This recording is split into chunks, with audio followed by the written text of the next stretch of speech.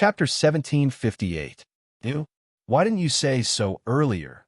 Josh held his throat as tears streamed down his face. He felt as if he had just drunk a mouthful of molten iron. The taste buds in his mouth exploded instantly, and his soul ascended to the heavens. Compared to the insanely spicy grilled fish, this insanely spicy hot pot soup was even more unbearable. It violently ravaged his mouth. Hot pot. It's supposed to be boiled. You didn't ask, and I didn't have time to tell you.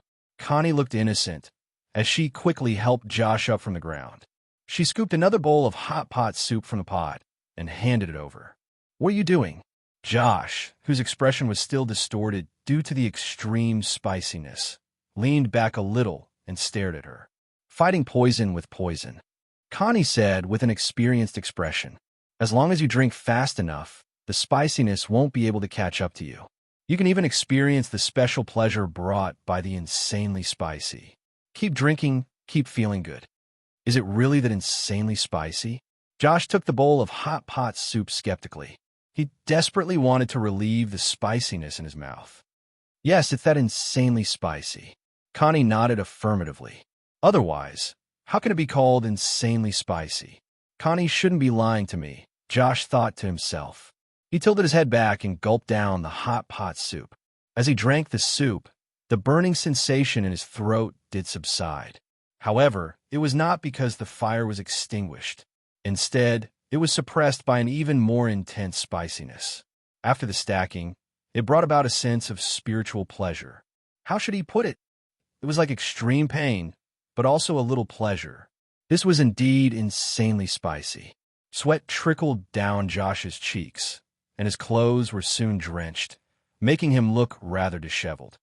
This is a werewolf. I didn't expect Edward's son to have some guts despite looking so gentle and weak.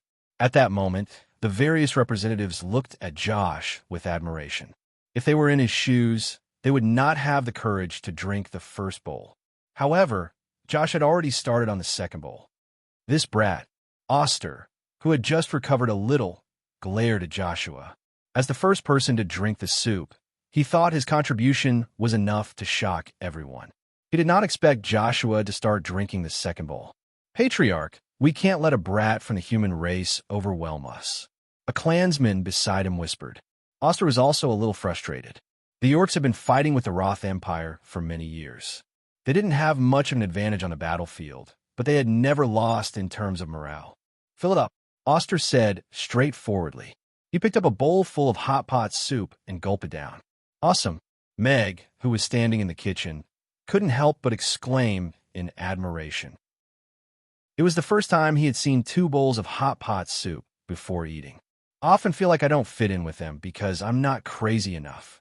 Connie took a sip of the soy milk she had just served to calm her nerves. On the other side, Josh had already finished his second bowl of soup. However, when he stopped, the burning sensation in his throat quickly surged up again. It was not any weaker than the first time. Another bowl? Vanessa asked as she looked at Joshua, who was clutching his throat. Josh nodded crazily. Vanessa quickly scooped another bowl for him. She clicked her tongue in wonder as she watched Josh drink from the bowl. I didn't expect Royal Brother to like spicy food so much. There will be someone to eat hot pot with me in the future. Again, Oster put down the bowl and looked at Josh, who had already started on his third bowl. He wanted to cry, but had no tears. He picked up the third bowl of soup that his underling had scooped for him. Is this how hot pot is eaten? Lewis asked Jinx softly as he looked at the two of them drinking happily. Could it be a new way of eating? Jinx was also a little uncertain. He looked at the soup in front of him and hesitated if he should give it a try. The various representatives were in a dilemma. They wanted to drink it, but they could not bring themselves to do so. However, if they did not drink it, they would feel a little weak. Just then, Mia and the rest pushed out a dining cart filled with various ingredients. They stopped beside the various representatives and came with a hot pot guide. Guests, please refer to the hot pot guide when eating hot pot. Yabamia reminded them warmly before leaving with a smile. Everyone picked up the guide and started reading it. The guide was simple and easy to understand. It clearly stated the method and time to cook each ingredient. As long as they followed the method written in the guide, they would be able to cook a delicious hot pot. So this is how hot pot is eaten. The various representatives were deep in thought as they solved the riddle in their hearts. However, when they looked at Josh and Oster, who had just put down their bowls, their expressions were filled with pity. Josh and Oster could not help but pick up the guide to take a look when they felt the gazes from the surroundings. Cough, cough. Oster started coughing violently. The feeling of choking on the insanely spicy soup was not a pleasant one. Josh's breathing also quickened. However, in order to protect the Empire's reputation, he could only force a smile. Drinking soup before eating is a tradition of our Empire. There's such a thing. Vanessa was a little surprised. Cough, cough. Josh also could not help but cough. The hot pot guide was already in their hands, but the various representatives' gazes were attracted by Dracula and Camilla, who were eating their steaks. Dracula had a knife in one hand and a fork in the other, and cut the steak into small pieces. The sharp steak knife slid across the beef, and the black pepper juice slowly seeped in along the knife's edge. The plump meat juice overflowed, and there were traces of hemoglobin in the meat.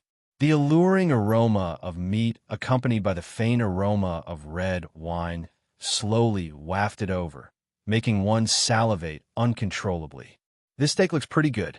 Dracula picked up a piece of beef with his fork and put it into his mouth. With a gentle bite of his teeth, the fresh meat juice overflowed from the tender beef. The aroma of the black pepper was just right, and a wonderful taste danced on the tip of his tongue. In this delicious meat aroma, there was actually a sweet wine aroma hidden. It was like a sweet attack that made him sink into it all of a sudden. As an exquisite vampire and the most famous wine collector in the Boundless Sea realm, Dracula had an extraordinary understanding of wine.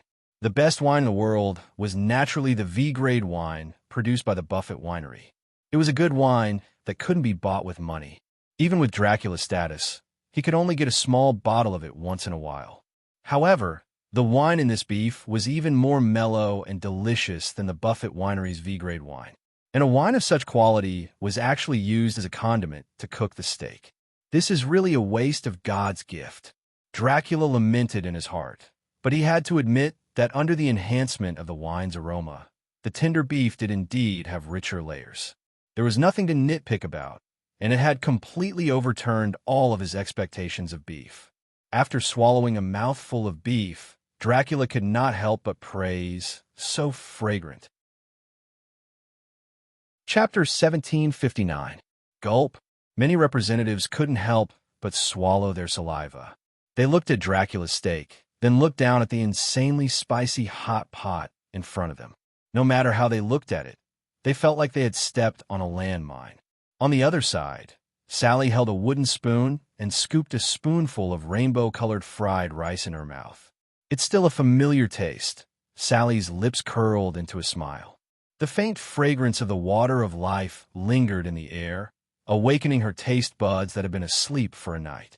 The delicate and refreshing texture, the delicious taste, and the rice that was neither hard nor soft. It didn't feel greasy at all when eaten for breakfast. After returning to the Wind Forest, she often thought of this Yangzhou fried rice. She didn't expect to be able to eat it again so soon, and it was at Mamie's. This feeling made her feel very touched. Elliot glanced at Sally, who was quietly eating her fried rice and the fried rice in front of her. He wanted to say something, but hesitated. In the end, he chose to remain silent. Just as everyone was worrying about how to solve the hot pot problem, Vanessa was already happily cooking. First, she made a savory dipping sauce for herself. After removing the oil, she scooped half a spoonful of hot pot soup to add flavor. Then, she eagerly poured half a plate of spicy beef into the pot and picked up a duck intestine to rinse in the pot. As a regular at Mamie's hot pot area, Vanessa was already very familiar with the hot pot instructions.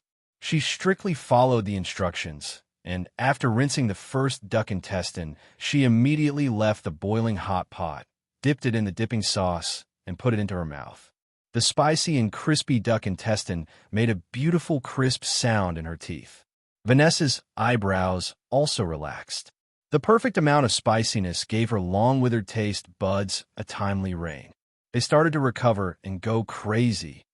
Yes, this is the kind of spiciness. Only Mamies can enjoy this kind of spiciness. Even after searching all over Rodu, Vanessa couldn't find a similar taste. She couldn't even find a spiciness that was close to it. Yes, compared to Mamie's hot pot, those chili peppers weren't crazy enough.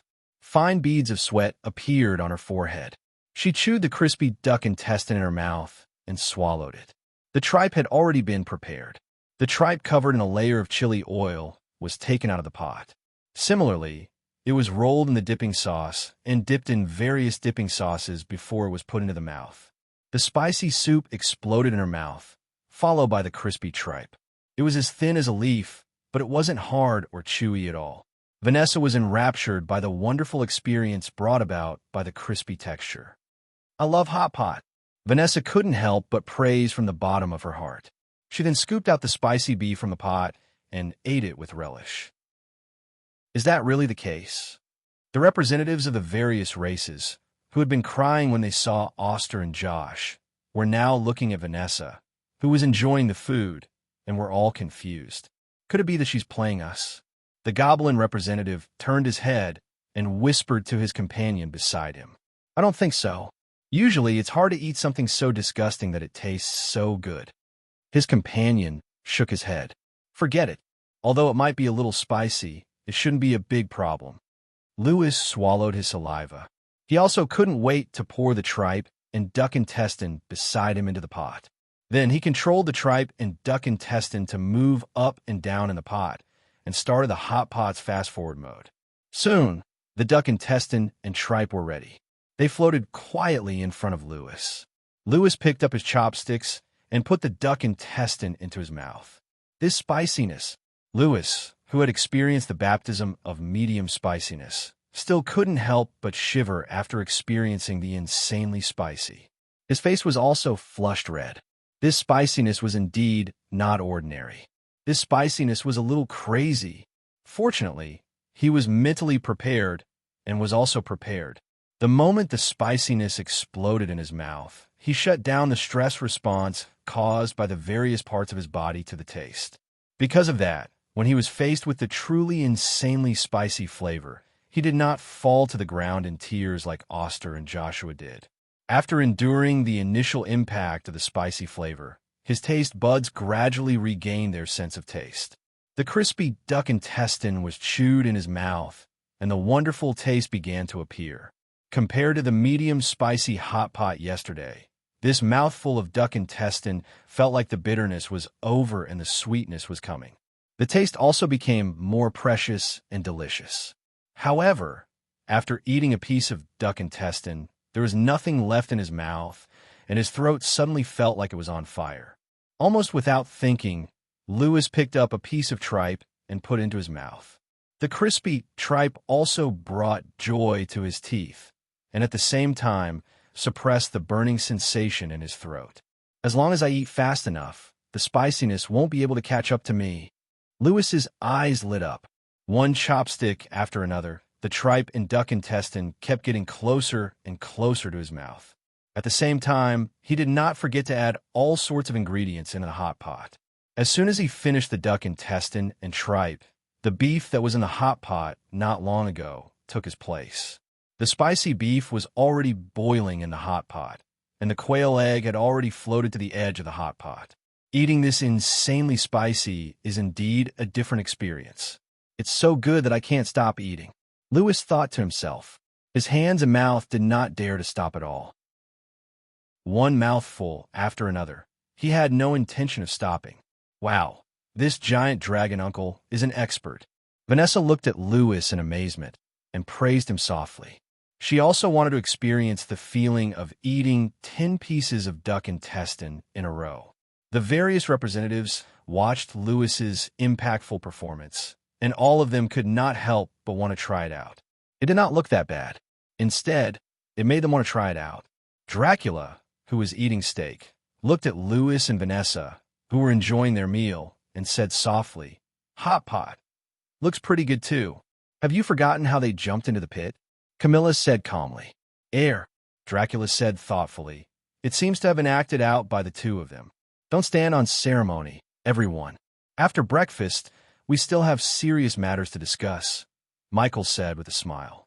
Michael said with a smile as he soaked a deep-fried dough stick in the soy milk and took a bite. He was quite satisfied with the atmosphere. Because of the insanely spicy hot pot, the various representatives had forgotten to quarrel. Instead, they felt more like a community with a shared destiny. The various representatives then recalled that the boss had said that everyone would have to eat for an hour. According to the hot pot guide, if they wanted to eat their fill in an hour, they really could not waste any time. Duck intestine and tripe became the first choice for many people when they tried the hot pot for the first time. They used chopsticks to pick them up and put them in the hot pot. They wrapped them in a layer of red oil before putting them into their mouths. Roar. Fuck. Chapter 1760. The frost dragon spat fire. The abyss demon rolled all over the floor. The forest trolls pulled the grass off their heads, and the dwarves jumped up and knocked into the giants' knees. Chaotic and noisy voices rang out in the restaurant one after another. The representatives of the various races, who represented the face of the various races, were ultimately defeated in front of that insanely spicy mouthful. They were unable to protect their own faces. Yes, this taste is too insanely spicy. The disheveled representatives finally returned to their seats, and unfriendly gazes were directed at the kitchen. This bastard, did he poison the food? Weston, the demon of destruction, said angrily with his swollen lips. The other representatives were also furious. The airs they put on in the morning were all smashed now. Grandpa Duckbill, don't spout nonsense. Father would never poison the food. You were the one who ordered the insanely spicy, but it wasn't insanely spicy enough. How can you blame others? Amy, who had been laughing behind the counter for a long time, said seriously. Grandpa Duckbill? Weston glared at Irina, and his anger rose. Her masters are Crassus and Julian, a tribesman reminded him softly. Weston's anger subsided. He forced a smile. It's all right. This nickname is quite good. Everyone, Mr. Mac is the best chef in Chaos City. He is also a very professional chef. I can guarantee that there is no problem with the food. Michael stood up and helplessly said, It's just that all of you are really brave to order the insanely spicy hot pot so early in the morning. After you get over the initial discomfort, you should be able to see the true meaning of deliciousness. I think you will regret it if you give up now. With Michael's endorsement and Chaos City's guarantee, the representatives finally gave up. Actually, no one thought that Chaos City would do anything to the food. It was just that after experiencing the insanely spicy, they still had some lingering fears. That duck intestine does taste pretty good. Even such a strong, spicy taste couldn't cover up its original taste. The crispness is even more amazing. It makes me want to have another one. The dwarf representative smacked his lips and said as if he hadn't had enough. He picked up 2 more duck intestines and put them into the pot to cook. Although it's a little spicy, the tripe does taste pretty good. It's a thin layer, but it's extra crispy. It's a little special. The goblin's representative nodded and poured the whole plate of tripe into the pot. He held a pair of chopsticks in each hand and used his amazing hand speed to give the tripe a second in the air. He repeated it 7 times, and then put them into his mouth piece by piece, and chewed contentedly. These chopsticks, the forest troll used 2 thick fingers to carefully pinch the chopsticks that weren't even as long as his fingers. After experimenting for a while, he directly put the chopsticks to the side. Out of nowhere, he took out a thin wooden skewer and skewered the meat and vegetables. Then, he put the skewers into the pot one by one. After waiting for a while, he grabbed the skewers and started eating. His enjoyment was no less than that of the people eating with chopsticks at the side. This is the creator of skewers? Meg watched from the kitchen and exclaimed, What a talent! Just like what Michael had said, after the initial discomfort, the various representatives gradually found the joy of hot pot and were completely conquered by the scrumptiousness of the hot pot. Ingredients that were simply cut and mixed were put into the pot according to the guide. When they were taken out, they became a delicacy. It was as magical as magic. Slurp, Josh ate the enoki mushrooms one mouthful after another and raised his eyebrows. Just like what Vanessa had said, as long as he didn't stop eating, his throat wouldn't be able to react to the spiciness. This perverted pleasure of being chased was really irresistible. The various representatives' resentment disappeared, and they gradually immersed themselves in the harmonious atmosphere of Hot Pot. Some of them even exchanged their favorite ingredients. Naturally, beer was a must for Hot Pot. The various representatives, who had been dominated by the spiciness for a long time, finally remembered that they could order something to drink, and beer naturally became their first choice.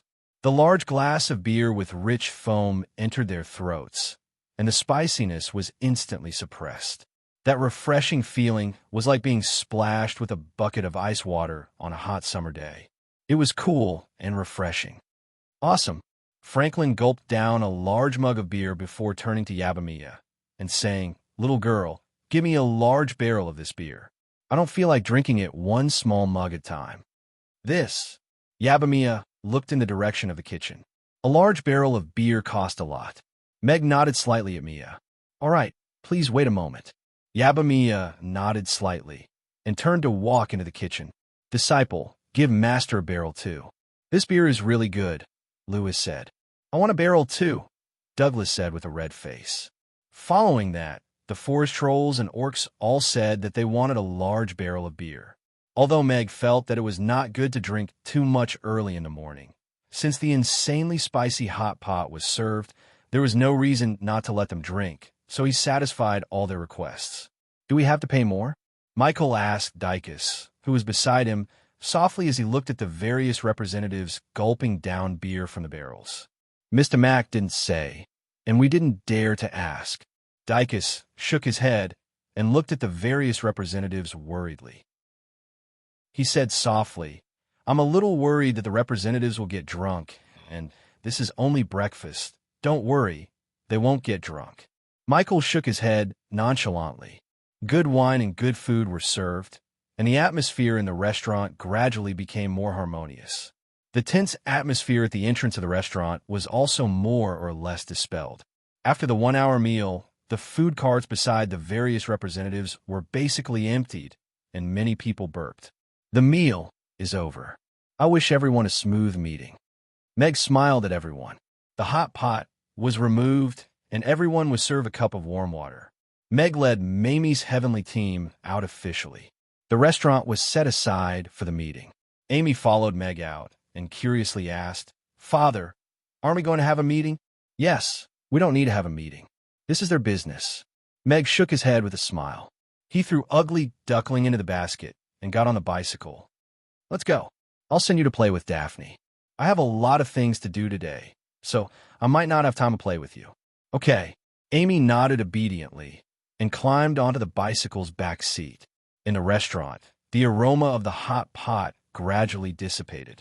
The representatives leaned back in their chairs contentedly, enjoying the comfort and laziness after sweating profusely.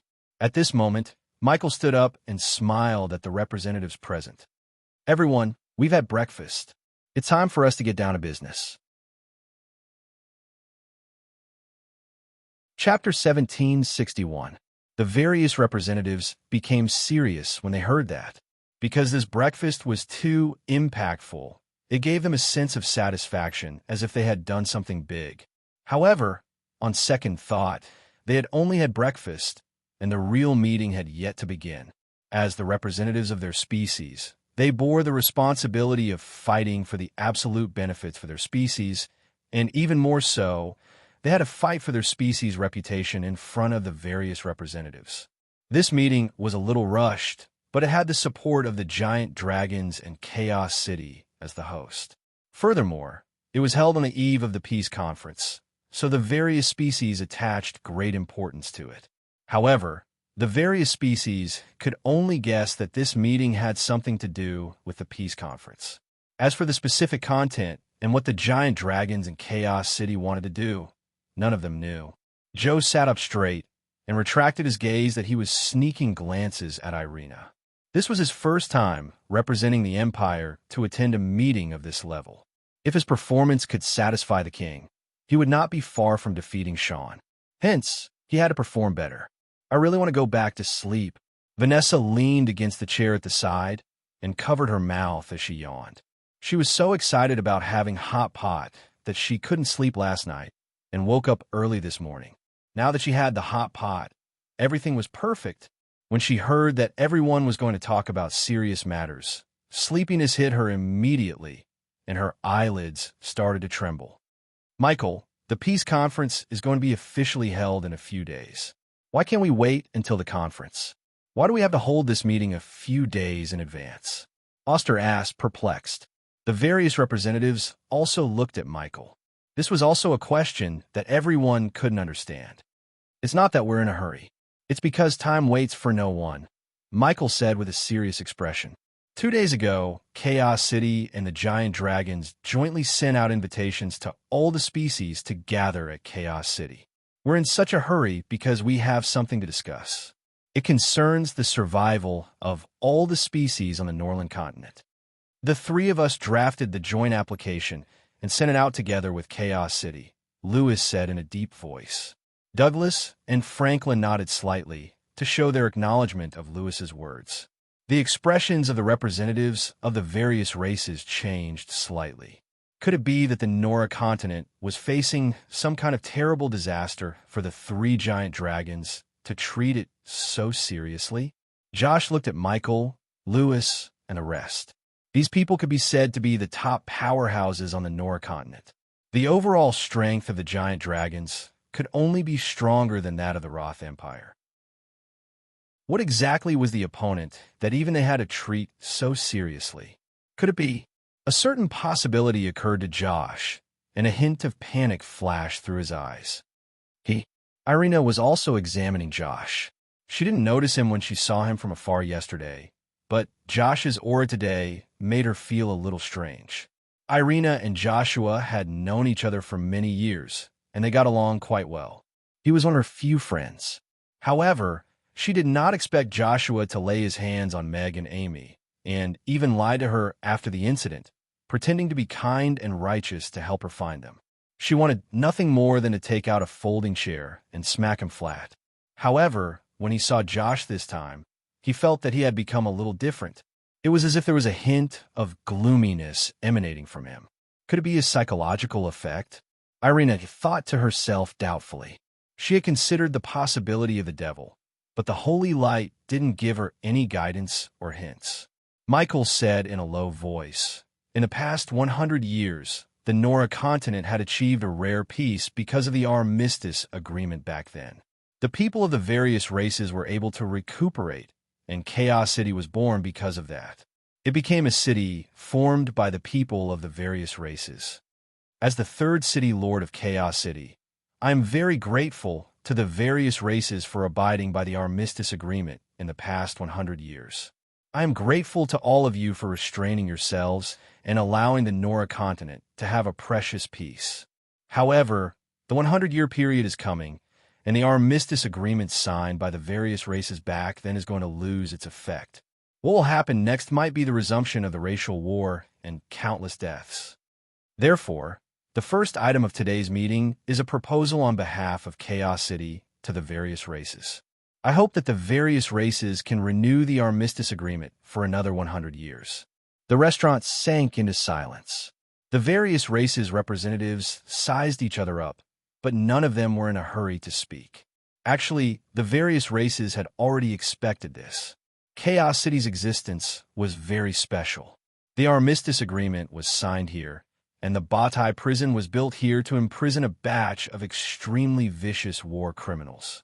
The first residents of Chaos City were the wardens and their families who were sent by the various races to guard the Batai prison. Chaos City was the place where all the races converged. It could be said to be the center of the Nora continent. Its geographical location was very unique, and it was able to trade with all the races. It was also very tolerant. So it became a huge city with a population of over 1 million in just 100 years. All the races lived and thrived here and lived in peace. The city lord's castle and the gray temple that were set up in the early stages of the city's construction turned Chaos City from a chaotic and sinful place into the safest city on the Nora continent. It was also because of this that it attracted a group of like-minded powerhouses from various races and allowed Chaos City to become a power that could establish itself on the Nora continent. Since it started with peace, it naturally wanted peace. This was in line with Chaos City's wishes, and also in line with the vision of the powers that were not powerful enough. Josh frowned when he heard that. He was summoned to the palace the night before he set off, and the king's instructions were still ringing in his ears. The Roth Empire was unprecedentedly strong after generations of hard work. How could they be willing to continue guarding that little territory? We vampires agree with Chief Michael's words. Peace. What a beautiful word. We no longer want to be bloodthirsty killers in the dark. Red wine is the new way of life, Dracula said with a smile as he swirled his red wine glass. Everyone looked at Dracula. This young ancestor of the vampires had already started to make decisions for the vampires? Huh, Dracula, can you represent the vampires? Weston the demon of destruction sneered. No matter what, I am one of the only two ancestors of the vampires, the youngest ancestor in history, and the future leader of the vampires. Is it that difficult to make a decision? Dracula said to Weston with a smile. You, on the other hand, are you Kakaba's stepping stone or Thelma's background wall? You. Weston's face flushed red instantly as he glared at Dracula. This cowardly vampires actually dared to talk back to him like that. The representatives who knew some inside information were already smiling. The demon of destruction was not weak among the demons. Among them, the great elder, Kakaba, was known as the demon with the most destructive power. The second elder, Thelma, had turned the tides many times in the demon of destruction's wars and was also rather famous. In comparison, the third brother, Weston, was indeed reduced to a background wall and had an awkward position in the demons. You don't have to say anything. Anyway, you can't make the decision on this matter, Dracula said with a smile. Maybe he wants to usurp the throne, Camilla said. He wouldn't dare even if he had 10 guts, Dracula said with disdain. You guys, you're infuriating me. Weston was fuming. The various representatives were secretly laughing at the side. They didn't expect the demons to have an internal conflict when the meeting had just started. Moreover, it wasn't the Abyss demons or the Flaming Demons who started it. Chapter 1762. The confrontation between Weston and Dracula represented the attitudes of the two powerful tribes in the demon race. It was also a microcosm of the disunity within the demon race.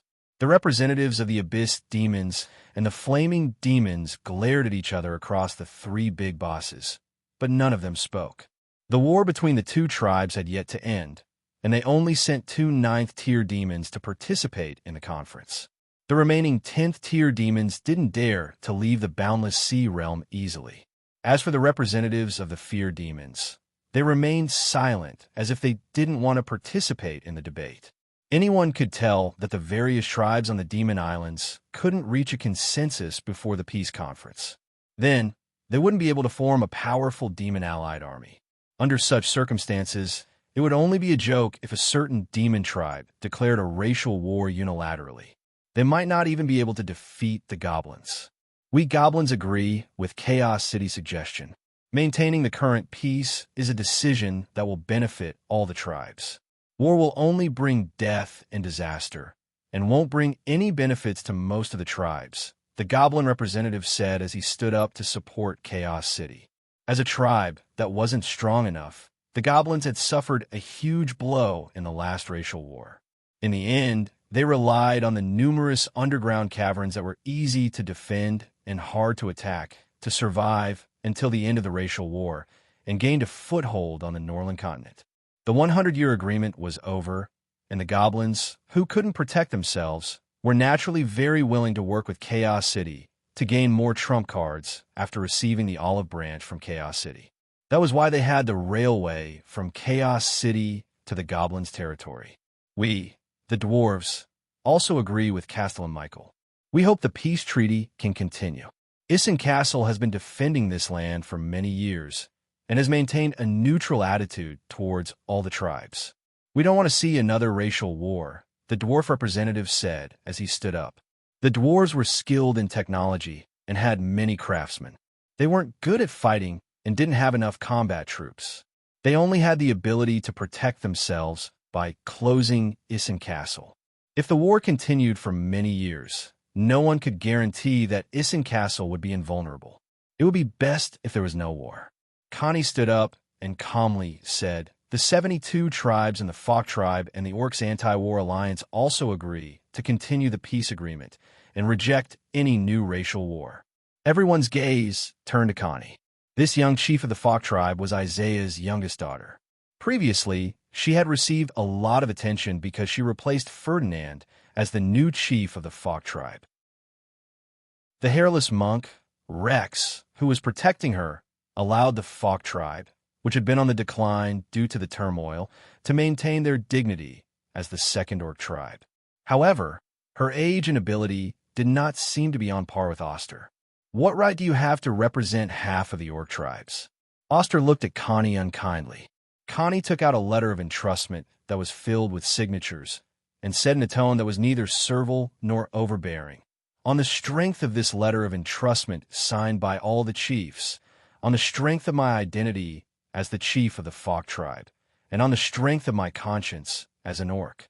Oster's expression was a little ugly as he said in a deep voice, "The Beastmen race is a whole. War or peace is not something you can decide." "Who's a whole with you?" "Did I agree?" Connie looked at Oster mockingly. "Put away your hypocritical words. You can have a war if you want, but don't think of dragging the other tribes down with you. We won't be joining you. You're indeed Isaiah's daughter. It's really rare to be able to match Oster's aura at such a young age." Douglas looked at Connie with admiration. "She's not bad." Lewis nodded in agreement.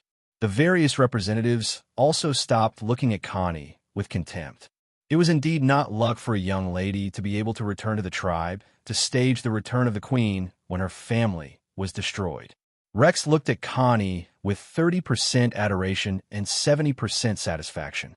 Oster glanced at Rex, but eventually sat back down.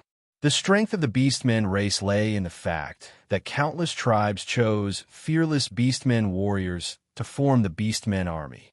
However, if half of the Beastmen tribes were unwilling to participate in the war, the Beastmen race would have no advantage against the Roth Empire. They might even be crushed by the Roth Empire's cavalry and magic caster army. Damn lass! Oster clenched his fists. There were still a few days before the peace conference. Connie had to die.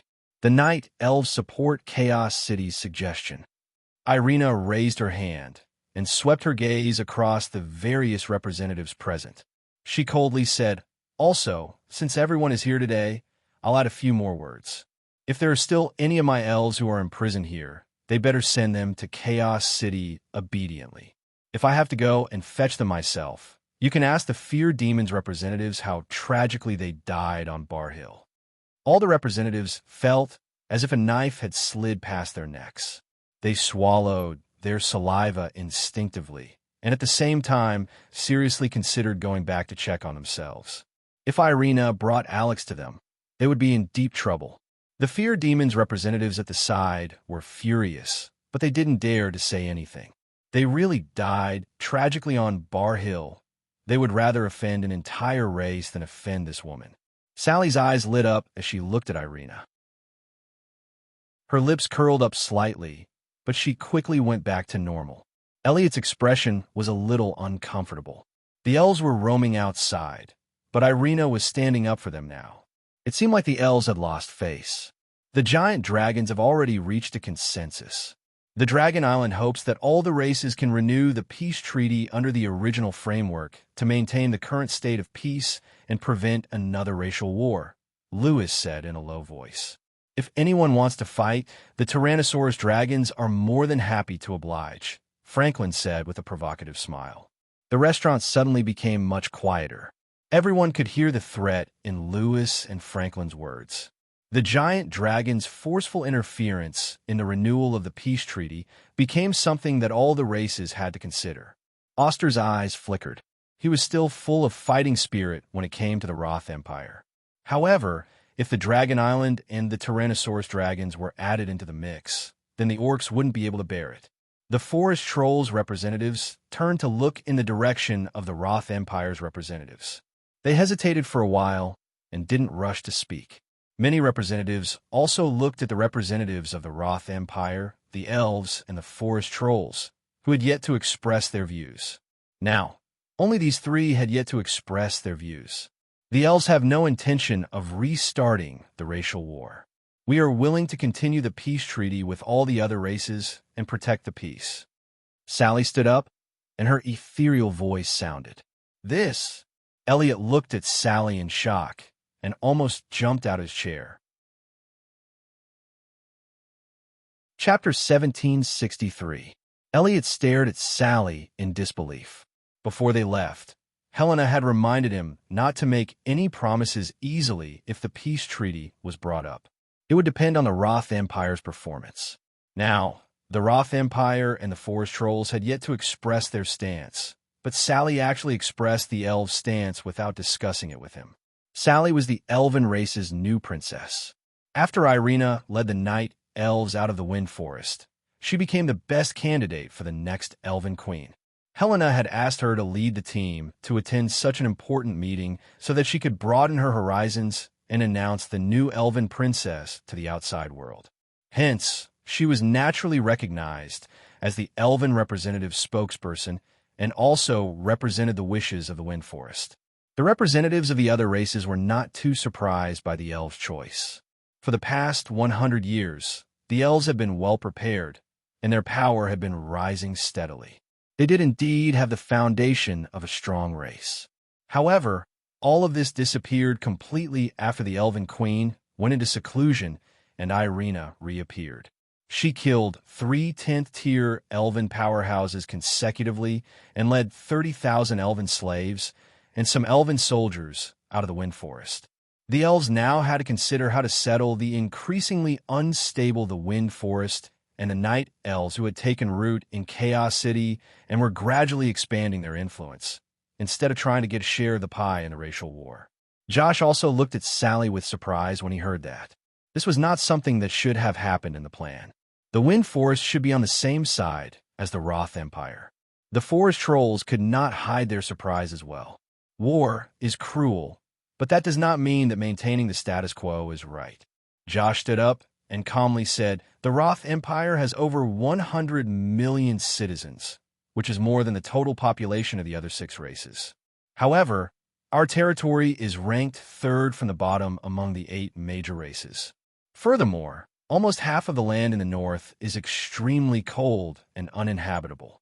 Back then, the human race was weak and paid a terrible price to stand at the end of the racial war. When we signed the peace treaty to divide the land, we had no right to speak. Now that the 100-year agreement is up, our Roth Empire needs more land to settle our people. Therefore, we cannot accept the renewal of the peace agreement according to the original agreement." Josh had a scholarly appearance, but his words were powerful and resonant, displaying the aura that a prince of a powerful empire should possess. Big Brother Joshua and Father want to start a war? But from what he said, it seems quite reasonable. But if we start a war, many innocent soldiers will lose their lives, right? Vanessa, who was about to fall asleep, became more and more awake as she listened to everyone's arguments. However, after hearing Josh's words, she fell into deep worry again. She didn't want the Roth Empire to fall into war at all. The various representatives all had different expressions on their faces. After Franklin's harsh words, only the Roth Empire still dared to go against him. Furthermore, the invitation was very clear. They wanted to redivide the territories. "Andre, if we were to restart the racial war, how much territory do you think you'll be able to occupy?" Franklin asked Joshua. "If the giant dragons don't participate in the war, the Roth Empire will be unmatched," Josh said as he looked into Franklin's eyes. "What if the colossal dragon race joins the war? The Roth Empire and the colossal dragon race can split the world equally," Josh continued. There was an uproar in the restaurant instantly. This chap was looking down on the various races too much. The Roth Empire was getting stronger day by day, and this was something that all the races could see. Alex, who appeared out of nowhere, had completely overturned the stereotype of humans as weak and weak. Even so, no one felt that the Roth Empire was strong enough to go against the colossal dragon race. But today, the Roth Empire's second prince, Josh, actually boasted that the Roth Empire could defeat all the races and go against the colossal dragon race as equals. Arrogant brat. Oster was furious. He suddenly stood up and stared at Josh with his bull-like eyes as he mocked. Your Roth Empire can't even cross the borders of the orcs. You've never really won a war at the borders, and you dare to say that you can conquer the entire continent? Perhaps you orcs call it a war, but to the Roth Empire's cavalry, it's just a training ground used to train our soldiers. The 10 military divisions rotate once a year. Josh looked at Oster with pity. It's not that we can't cross it, but we look down on that barren piece of land. Oster's body swayed, and he staggered back to his seat as if he had suffered a huge blow. So every year, the Roth Empire's army would be weaker for a period of time. It's not because they're not used to the season, but because they're rotating new recruits. The orc at the side swallowed his saliva and felt a little lost. When the various races' representatives heard that, their expressions also became very serious. The border wars between the Roth Empire and the orcs have been going back and forth for many years, and both sides had won and lost. Therefore, the various races' assessment of the Roth Empire's combat power was that it was slightly stronger than the orcs, but it was far from being able to crush them. Thus, the various races did not pay enough attention and be on guard. No one would have thought that the Roth Empire's power would actually surpass the various races after secretly developing for 100 years.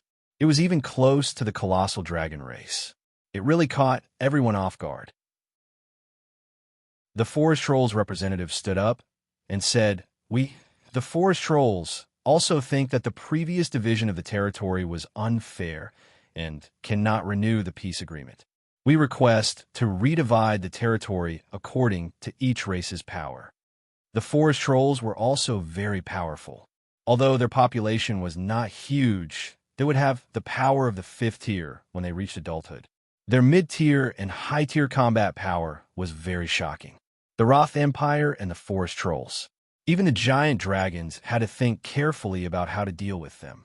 The situation that was originally good was also reversed at this moment. We, the elves. Elliot stood up anxiously. Elliot, mind your status, Sally said coldly. Elliot choked on his words. He turned to Sally and anxiously said, Sally, this is not something you can decide. High Priestess Helena, I don't care what the High Priestess said to you. I'm the Princess of the Elves and also the leader of this representative team. My words represent the elves' attitude, and I have to be responsible for all my people, Sally said coldly. But Elliot still wanted to say something. I order you to sit down and remain silent, Sally ordered expressionlessly as she flashed her identity token. Why you want to get us killed? Elliot heaved a long sigh and sat back down heavily in his seat. Good lad, you have some guts. Franklin looked at Josh again and then closed his eyes in annoyance. He did not expect that the giant dragons would be threatened by humans one day. One had to know that the dragons had given them some protection in the past, and that was why they were not wiped out by the demons and orcs. It's not guts, it's confidence, Josh said calmly. He raised his eyebrows proudly. There will be no suspense about the outcome of the war. We will get what we want. The confidence that the Empire's soldiers exchanged with their blood and lives is not for the royal family to exchange for war. Right at this moment, the restaurant's doors suddenly opened, and a figure carrying a heavy sword on his back walked in. Chapter 1764. Everyone turned to look at the entrance of the restaurant. Alex. Weston stood up from his chair in shock. The various representatives couldn't hide their shock either. Although Alex had returned from the battle in Rodu a few months ago, he hadn't shown himself in front of anyone. His whereabouts were mysterious and hard to track. They were still wondering why Alex wasn't here today and didn't expect him to appear at this moment. Josh's body was a little stiff as he turned to look at Alex, who was walking in. His expression was a little unnatural, and his gaze was a little evasive. Richard also stood up cautiously and held his magic caster staff as he stood beside Josh to protect him. In close combat, Alex was undoubtedly the scariest opponent. No one could block his sword within 2 meters, let alone a magic caster. "You haven't changed at all after so many years," Dracula said to Alex in amazement. "Uncle, can you beat him now?" Camilla asked curiously. "No," Dracula said honestly. "But you're the ancestor now." Vincent was still chopped in half. Dracula shrugged and helplessly said, "Some people are born unreasonable. You're really a coward." Camilla nodded and glanced at Irina. She was the same. "Is this big sister Irina's man? He's so handsome." Connie couldn't help but look at him with stars in her eyes.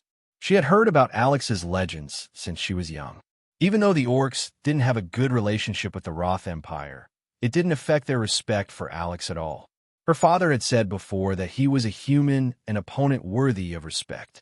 However, her gaze was quickly attracted by the figure in Alex's hand. "That's brother?" Connie bit her lip. Irina had already mentioned this to her yesterday. Ferdinand wasn't dead, but he would appear at today's meeting as an important witness to the existence of the devil. However, seeing him again after so many months, Connie still couldn't bear to look at the skinny Ferdinand. "Ferdinand? Isn't he dead?" Oster was shocked as well. That was because Irina had used the holy light to evolve Ferdinand, who had turned into a demon, causing his plan to fail. He had thought that Ferdinand was dead, but he did not expect to see him here again. "Alex, long time no see." Josh's voice was a little hoarse as he looked at Alex. He tried his best to squeeze out a smile, but he was unable to do so. Even though 3 years had passed, and the man he had once smashed down from the sky appeared in front of him again, he still felt an incomparably huge pressure.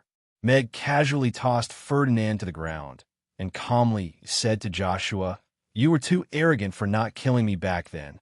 Perhaps this is a misunderstanding." Josh could sense the killing intent, and he reflexively took half a step back. His throat was so dry that he could barely make a sound. Misunderstanding? Mag chuckled. Did this second prince really have a sense of humor? "Yes. We can resolve this misunderstanding anytime. You are the Empire's general, and the Empire needs you now." Josh quickly adjusted his attitude and stood up straight again. He looked at Meg warily and said, "Father said that as long as you are willing to return, you will be the Roth Empire's marshal. You will be second only to one and above everyone else." Meg looked at Josh, who had calmed down. This second prince was indeed a scheming person. His mental fortitude was much stronger than Sean's. He could even use the word misunderstanding to brush off such a life-or-death feud, and talk about recruitment in the blink of an eye. The various representatives had their own agendas. The representatives who had participated in the ambush on the rainy night back then were all averting their gazes, afraid of going up against Alex. It would not end well for them to provoke this god of death. "Don't worry, I won't kill you today." Meg looked at Josh mockingly before turning to Michael. "City Lord Michael, I have brought him to you." Josh heaved a sigh of relief secretly. Only then did he realize that his back and palms were already drenched in sweat. When he realized the fear he had for Alex from the bottom of his heart, anger rose in his heart again. If not for the fact that he couldn't defeat him, why would he, the second prince of the Roth Empire, be in such a state? This fellow. However, before Josh could think further, his gaze was already attracted by Ferdinand, who was lying on the ground. A demonic red light flashed past his eyes. It's a familiar aura. Could he also be... Irina narrowed her eyes and looked at Josh. In that instant, she seemed to have sensed a trace of demonic aura.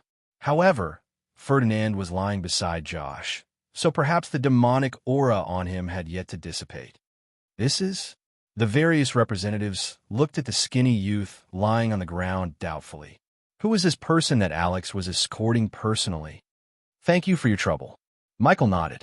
He stood up and loudly said, "Dear representatives, I have invited all of you here today not only to discuss the continuation of the peace agreement, but also to inform all of you of a critical matter that concerns the survival of all of our races. The Roth Empire and the Forest Trolls might have their own ideas, But what the various races of the Norland continent need to urgently face now is not the redistribution of territories, but a group of terrifying existences. Josh's eyes darted around rapidly. He retracted his gaze from Ferdinand, but his heart was filled with panic. He was sure that this person on the ground had gotten that thing like him. But why did he become like this? And why did he appear in such an occasion? Terrifying existences? What is that? The dwarf representative asked loudly. Everyone was also looking at Michael in confusion. The representatives sent by all the powerful races of the Norland continent were all here. The three big shots of the giant dragons were also sitting here. What else could be considered a terrifying existence to them? It's the devil, a group of devils that have survived from ancient times until now, or you can call them the great old ones. They have powerful abilities, unkillable vitality, and the terrifying ability to bewitch people, Michael said. Devils? The various representatives were confused and in disbelief. The devils bewitch living beings to offer them their souls, and then control them to kill each other, turning the world into a purgatory. Michael looked at everyone and calmly said, I know that all of you might not be able to accept this in a short period of time, so I asked Alex to bring this young man who offered his soul to the devil today. He is Ferdinand, the son of Isaiah of the Falk tribe. Just over a month ago at the conferring ceremony, Irina used the holy light to expose him on the spot. He exchanged his soul with the devil and was purified by the holy light. Chief Oster and Chief Connie were also present at that time and can be witnesses. All the representatives looked at Connie and Oster after hearing that. This explosive news was already a little beyond what they could accept. He was once my closest brother, but he was bewitched by the devil to kill all my relatives, including himself. Connie took out the diary left behind by her grandmother with a sorrowful expression. My grandmother had already guessed this, but she was murdered. The devil killed them. Although Oster was unhappy that Irina ruined his plan that day, Ferdinand's strange behavior did make him shudder when he recalled it. He hesitated for a while and nodded. I was indeed present that day. Ferdinand's behavior was not like a normal orc, and he did have a terrifying aura. Not only was he powerful, but he was also as gloomy as a bottomless abyss. The Devil King will come eventually. All of you have to die. All of you have to die. Ferdinand, who was lying on the ground, suddenly twisted and tried to stand up. The abyss roared with a hoarse voice. His blood-red eyes were glowing with a deathly glow, and he was kicked back to the ground by Meg. Ferdinand's strange behavior, as well as Connie and Oster's testimonies, made all the representatives present feel as if they had fallen into an ice cave. A terrifying existence was suddenly thrown in front of them. Perhaps he was just triggered by something. We have to bury a few lunatics like him every year, the goblin's representative probed. Everyone's eyes lit up. They couldn't rule out that possibility. I know everyone might not believe it, so I invited the hairless monk back to tell everyone what exactly happened to the Urba tribe's tragedy 100 years ago. Michael looked at Rex. The Urba tribe's tragedy shocked everyone back then. Many people present knew about it, and some even went to the scene to check it out. They still felt nauseous when they recalled it now. This tragedy back then was eventually attributed to the hairless monk's revenge massacre. However, there were many suspicious points, so Rex was locked up in the Batai prison. They heard that he left the Batai prison some time ago and became the master of the new chief of the Falk tribe. That night, I went to the Urba tribe to take revenge for how they bullied my mother and me back then. However, I only wanted to teach a lesson to a few people who left a deep impression on me. But when I reached the tribe, Rex described what he saw that night in a low voice. The strange sacrificial ceremony, the frenzied orcs of the Urba tribe, biting and killing each other. Those terrifying scenes appeared in everyone's minds through Rex's description. Everyone's faces turned pale, and they trembled in fear. Some of the representatives who had been to the Urba tribe's tragedy scene couldn't help but cover their mouths and retch. They finally understood how those strange corpses and wounds came about. It wasn't a one-sided massacre, but a chaotic and frenzied biting each other. Any race with intelligence wouldn't be able to do such a terrifying thing. The devil bewitched them and then made them kill themselves. Rex ended his description calmly. A drop of cold sweat slid down his cheek. It could be seen that he wasn't calm on the inside from the way his veins were popping out from clenching his fist too tightly. There was dead silence in the restaurant. Everyone had panic written all over their faces. I don't know if we are lucky or unlucky. We found the sealed devil, but the seal is about to lose its effect. Michael said solemnly. End of chapter. Chapter 1765.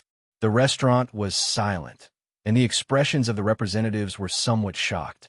They had yet to recover from Rex's strange and terrifying description of the Urba tribe's tragedy, and were frightened by Michael's words about the devil breaking out of the seal. The various representatives present were the representatives of the most powerful forces on the Norland continent. However, an even more powerful and terrifying existence had appeared above them. They were bloodthirsty and cruel, and had lived for countless years. They were powerful and terrifying. Apart from shock, Josh was also a little flustered. Are you the devil they're talking about? What exactly are you? Do you really want to destroy this world? Josh screamed in his heart, but that voice didn't give him a reply. That made his emotions even more chaotic. The statue he got came from the Urba tribe, and Rex's description made his hair stand on end. Although he hadn't completely handed over his soul to that fellow, they were almost in the same boat now. Could it be that there's something wrong with my senses? Irina stared at Josh with furrowed brows and confusion. She seemed to have sensed a trace of demonic aura from Josh, but she couldn't find anything when she checked carefully. Is there really a devil? Camilla whispered. What the hell is that? Dracula frowned too. It sounds very powerful. We are vampires and ghosts too. We can't be frightened so easily, Dracula said calmly. City Lord Michael, you said you found the sealed devil. Where's that devil now? Can you bring us there to take a look? Richard asked with a serious expression as he stood up. As one of the representatives from the Roth Empire, Richard had the responsibility of assisting Josh. Josh had already laid out the Empire's cards and was about to discuss the conditions that were most beneficial to the Empire with the various races. But Michael threw out the devil's words at this time. Yes, words are no proof. The history of the elves has never recorded the existence of any devil, Elliot chimed in. He was also in disbelief. The various representatives slowly came back to their senses and looked at Michael in confusion. So many years had passed, and the various races had never heard of the existence of devils. Why would they suddenly appear? The sealed devil was discovered by Crassus and Julian. Because the seal was damaged, the devil's aura leaked out and was discovered. Michael explained, at the moment, they're still guarding the seal, trying to repair the seal and reseal the devil. However, the situation is not optimistic. The seal formation is too ancient, and analyzing the formation has become a big problem. Lewis and I went to the sealed land a few days ago. That fellow's power is far beyond our imagination. Once it escapes from the seal, it will be a terrible disaster for the Norland continent, Douglas said in a low voice with a grave expression. Lewis also said solemnly, although it's a little embarrassing, I still have to let you guys know how powerful it is. If it weren't for Crassus, Julian, Douglas, and Novin joining forces to save me, and the seal stopping it, I would have been killed by that fellow. Everyone was in an uproar, and they were once again filled with fear. Lewis was a very powerful being. He was one of the top 5 big shots on the Norland continent, but he was almost killed by the devil and the seal. Furthermore, he only managed to escape with the help of 4 10th-tier powerhouses. One could only imagine how terrifying that devil's power was. Richard's expression also changed slightly. His power was not even comparable to Crassus, let alone Lewis. If that devil was really as powerful as Lewis and the rest described, it would be a terrible threat to the Roth Empire, and not beneficial to His Majesty's plan to unify the world. With the help of Crassus and the rest, I once chopped off one of its tentacles. However, this was not even a small injury to it. It grew another tentacle in the blink of an eye. Meg threw out half of the frozen octopus tentacle. Everyone looked at that tentacle. The blood-red eyeball that was covered with tentacles was still very lifelike. Just looking at it was enough to make one feel terrified. What made everyone even more concerned was that Alex, who was said to be the strongest in close combat on the Northern continent, could only chop off one of that devil's tentacles with the help of Crassus and the rest. However, its terrifying regenerative ability could erase this kind of damage directly. It was chilling.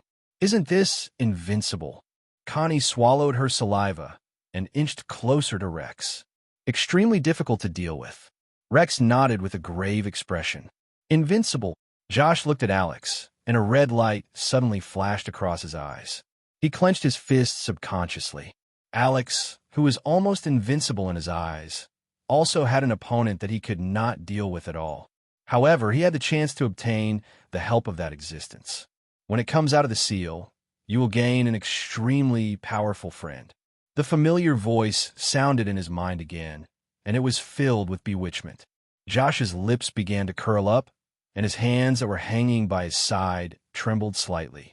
This fellow is indeed tainted with a demonic aura. Perhaps he has already exchanged souls with the devil? Irina narrowed her eyes. In that instant, she could clearly feel the demonic aura emanating from Josh's body. This meant that he might have exchanged souls with the devil, or he might have interacted with the devil before. That was because his situation was a little special. Compared to Borg, Alfred, and Ferdinand, who was lying on the ground, the demonic aura on Joshua was extremely faint. He did not show any signs of madness after being bewitched by the devil. Instead, he looked excessively normal. Therefore, she could not determine his situation at the moment. However, what she could be sure of was that he must have interacted with the devil before, and that was why he was tainted with the demonic aura. The two big bosses of the Dragon Tribe and Alex spoke one after another, which was equivalent to determining the nature of this matter. Given their status, they would not join forces to deceive the other races. Moreover, Crassus and the rest were also involved. There was no force that could make them so unified. Richard looked at Michael and said, "City Lord Michael, since you have discovered the sealed land, can you bring us there to check it out? If what you said is true, and this matter concerns the safety of all the races on the Northern continent, we should also do our part." Words were not proof, and this matter might affect the king's decision. He had to see that so-called devil with his own eyes before he could report this matter to the king. The various representatives agreed. Although Alex and the rest had endorsed them, the devil's words were still beyond their knowledge. They would not believe it if they did not see it for themselves. Michael nodded and said, "This matter is not something that Chaos City and the Dragon Tribe can solve alone. We urgently invited all the representatives here, and because of this, we have set up a teleportation portal in the Aiden Square that leads directly to the sealed land. Representatives, please come with me. Since this matter concerns all the races on the Northern continent, then we, Lantis, should also do our part." Right at this moment, a voice sounded outside the restaurant. The restaurant's door opened, and 10 merfolk powerhouses in silver armor stood at the door. Chapter 1766. Who are they? Everyone in the restaurant turned to look at the uninvited guests at the door in shock. The other party had 10 people, and all of them were 10th-tier powerhouses.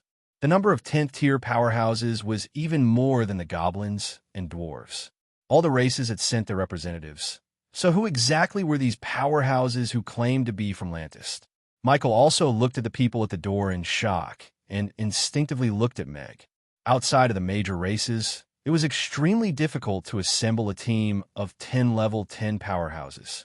Moreover, there was not a single powerhouse among them that was well known to the public. 10th-tier powerhouses were the top existences on the Northern continent.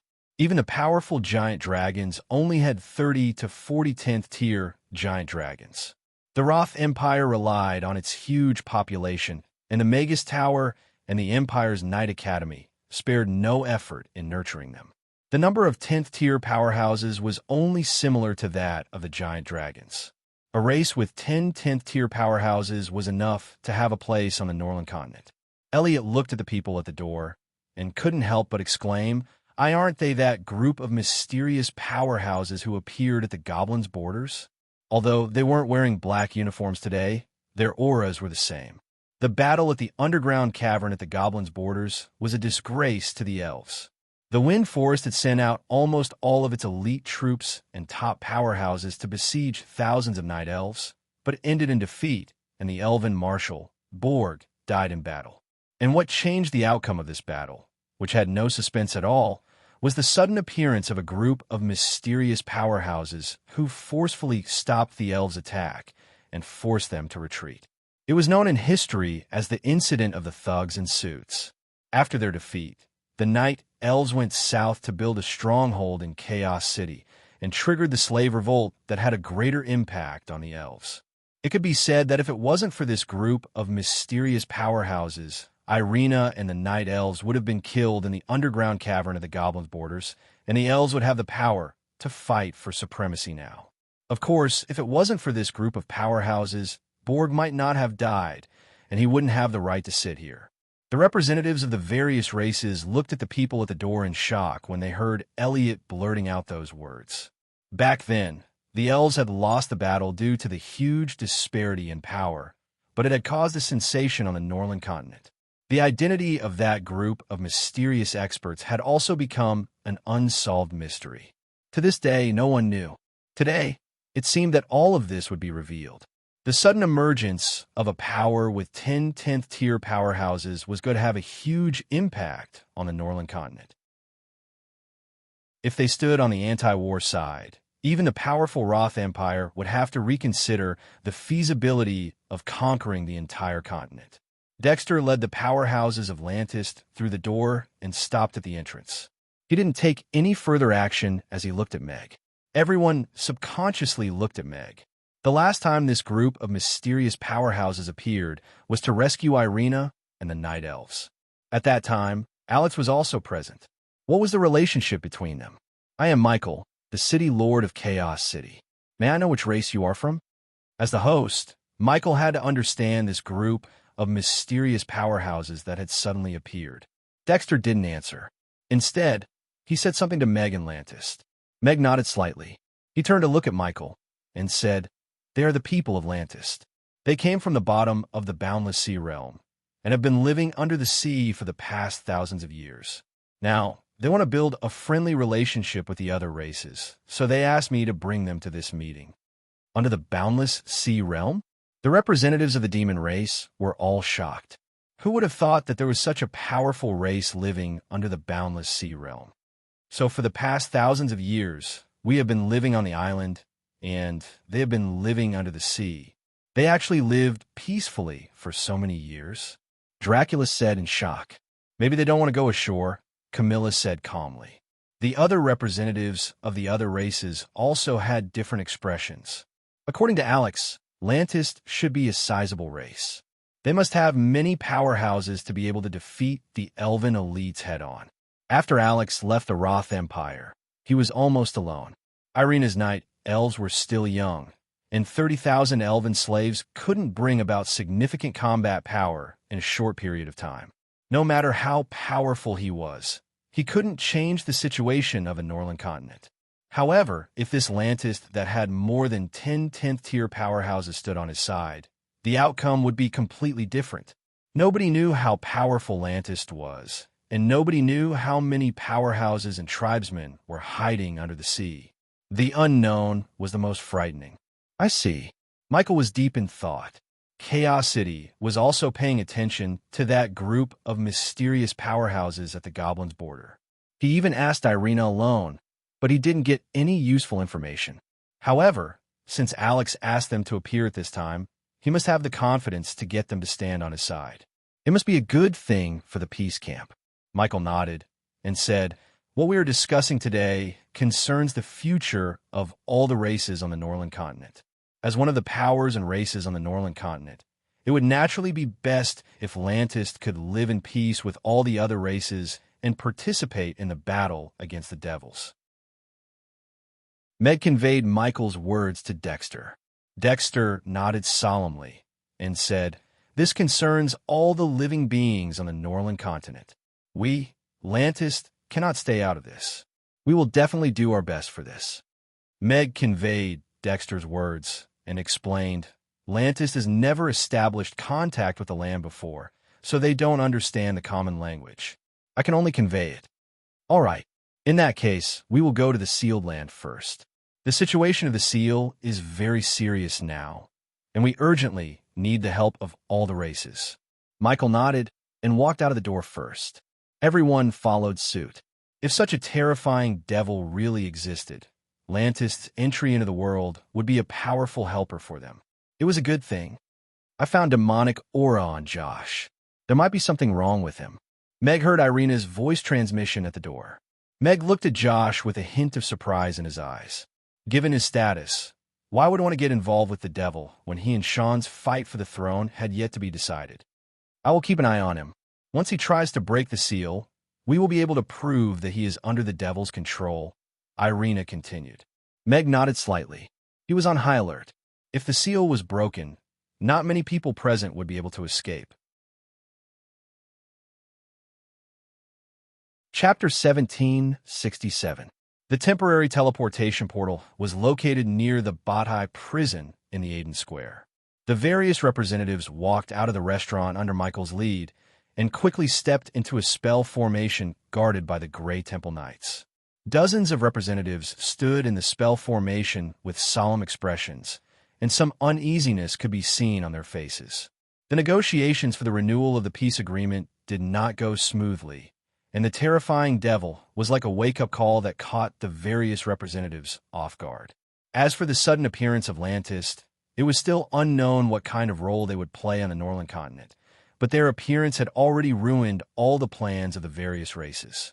"Vanessa, wait for us here," Josh said to Vanessa as he looked at her outside the spell formation. "Can I not go?" Vanessa asked worriedly as she glanced at the various representatives who had entered the spell formation. Josh nodded and said, "There might be unknown dangers. I might not be able to protect you. Just wait for us to come back in the restaurant." "All right." Vanessa nodded. Then she looked at Josh with concern and said, "Then, big brother Josh, you have to protect yourself. I will wait for you to come back." "All right." Josh nodded with a smile and stepped into the spell formation. The various representatives had all entered the teleportation portal. Michael nodded at the spell formation master at the side, and the latter activated the spell formation. A faint golden light shone from the runes on the ground, and everyone disappeared on the spot. Then they appeared in the underground cave in an instant. "What is this?" The golden light faded, and a huge mural appeared in front of everyone.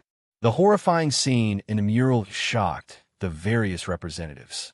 The huge and terrifying indescribable creature in the middle of the mural, and the various races who had fallen into madness, made them subconsciously think of the tragedy of the Urba tribe that Rex had described. Fear shrouded everyone present. That bone-piercing chill was indescribable. What made the elves kill their own people? What made the giant dragons kill each other? What made them fall into madness? The answer might be that terrifying, indescribable creature. Its huge body and tentacles that were filled with eyeballs made even the demons shudder. "Master, are you all right?" Connie grabbed Rex's sleeve fearfully. When she looked up, she realized that Rex's face was pale, and his forehead was covered in cold sweat. "I'm fine." Lex shook her head and shifted her gaze away from the mural.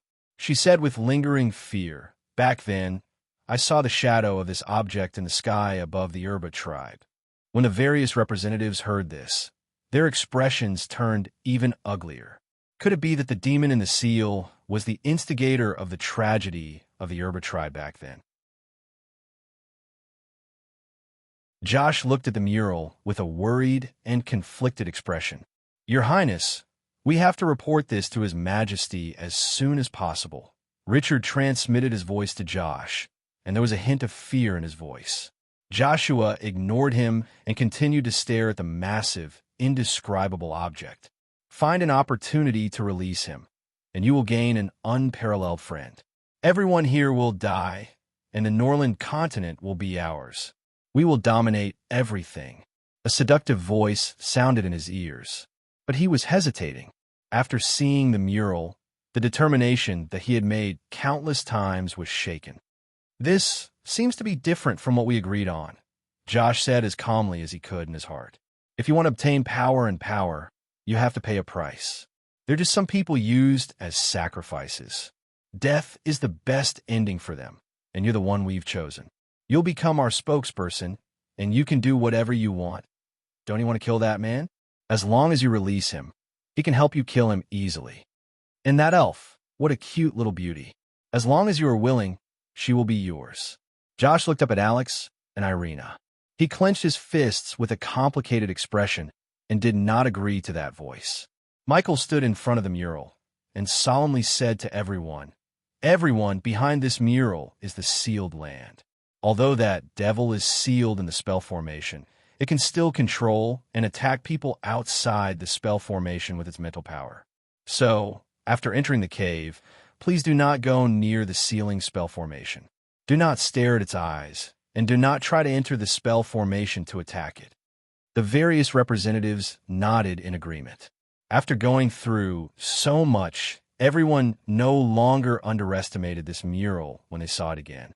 They were all on high alert, afraid that they would fall into the devil's trap.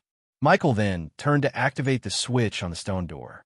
Everyone looked nervously at the stone door that was slowly opening to the side. A sinister aura surged out crazily from the gap of the door. The magic caster took out his magic caster's staff and silently recited the spell for a protective barrier. The dwarves had shields in their hands at some point, and the goblins were consciously moving behind them. Dracula had already spread his wings and was standing half a step in front of Camilla, shielding her behind him. Richard and a knight were also guarding Josh's sides and looked at the stone door that was slowly opening with vigilance. The huge psychological pressure made the various representatives use their strongest life-saving means. Although Michael repeatedly emphasized that the devil was still sealed, he also told them that even if it was sealed, it could still attack them. "Hurry up. I've waited until the flowers wilted. Ace, can't afford it. Ace bomb. I'm a farmer. We're all farmers." "You're using an ace bomb at the start of the game? I've never used an ace bomb in my life. Also, I don't know how to farm." All right.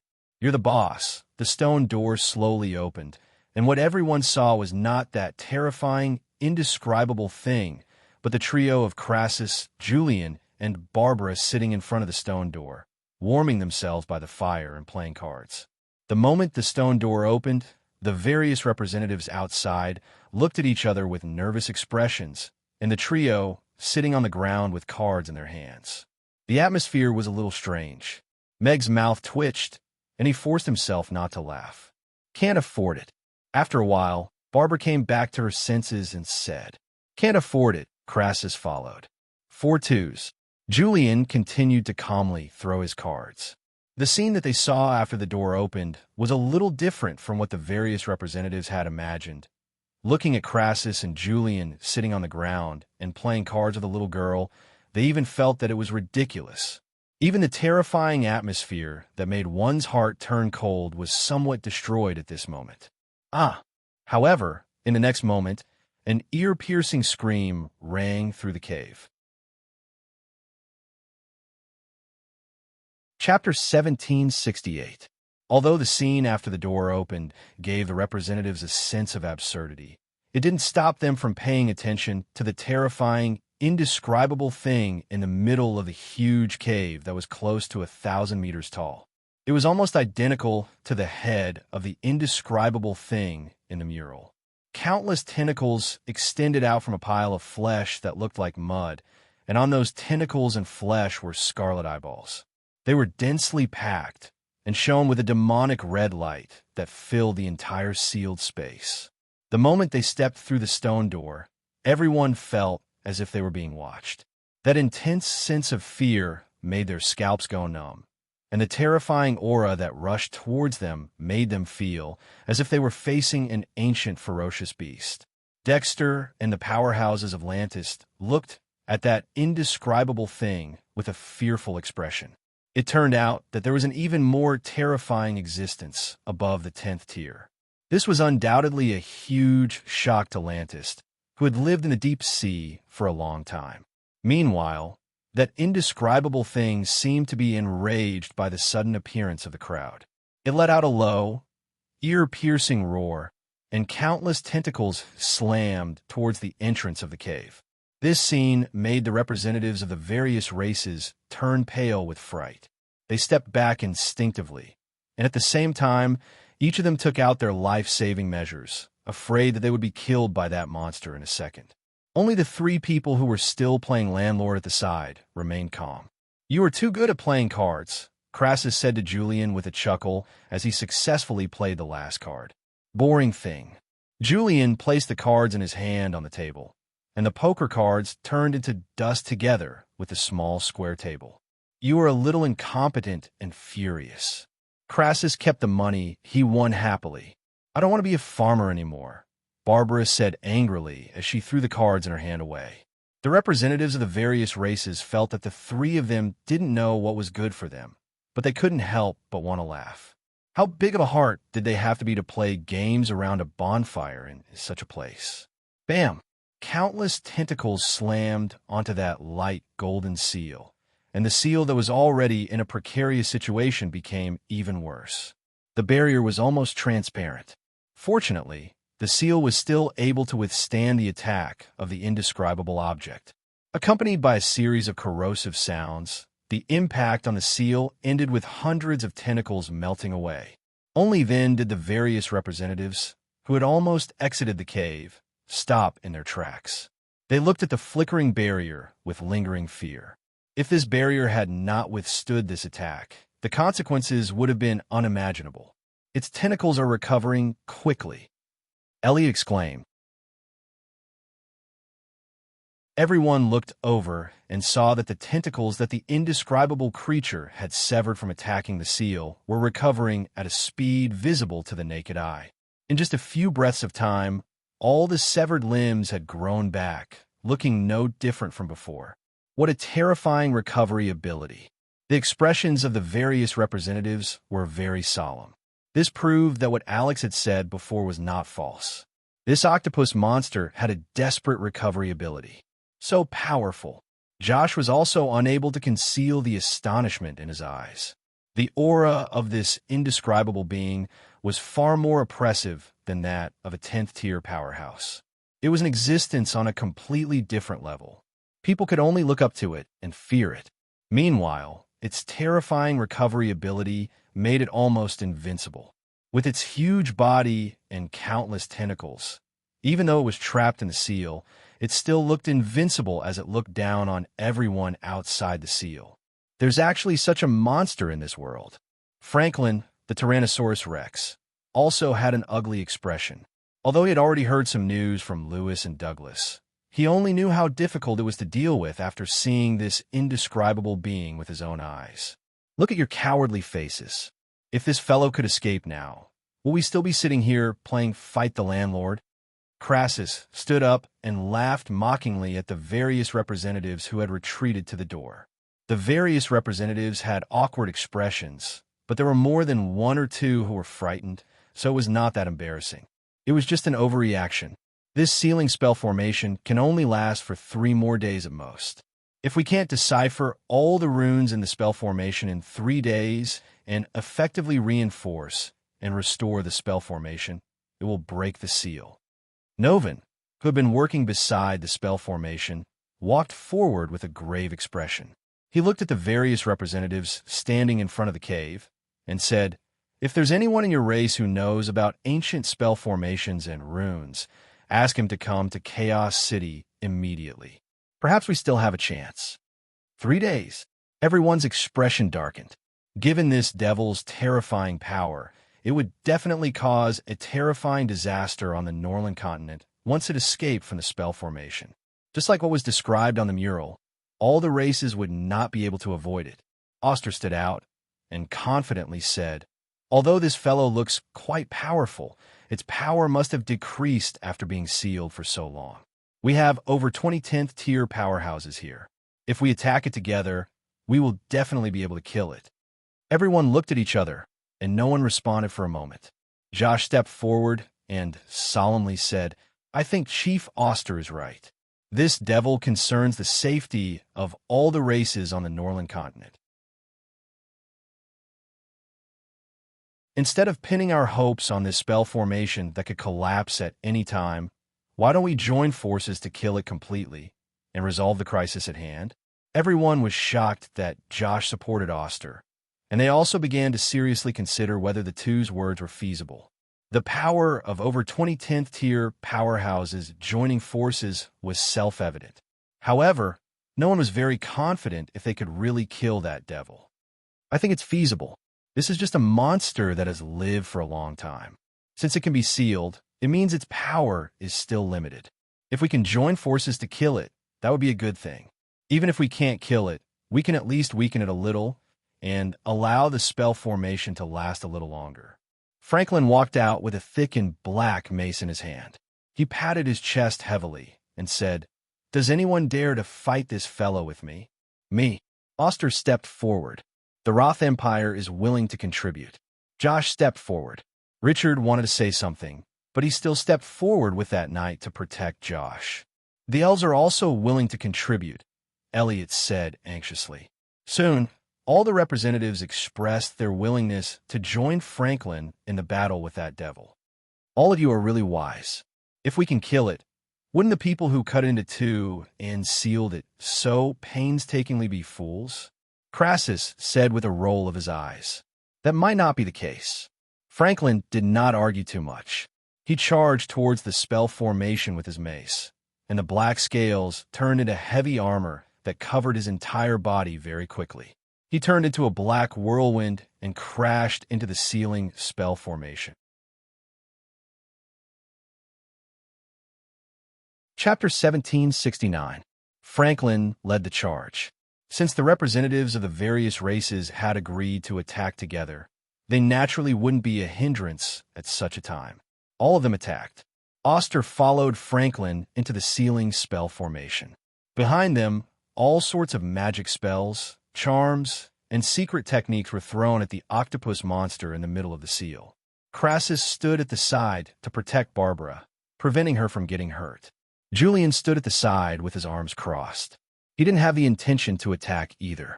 Dexter looked at Meg, and the latter shook his head. He didn't move either and stared at Josh. "Master." Connie had just opened her mouth when Rex had already pulled her out of the cave. He stood in front of her and instructed, "Don't look, don't listen." Lewis and Douglas looked at each other and threw out two spells symbolically. Smack!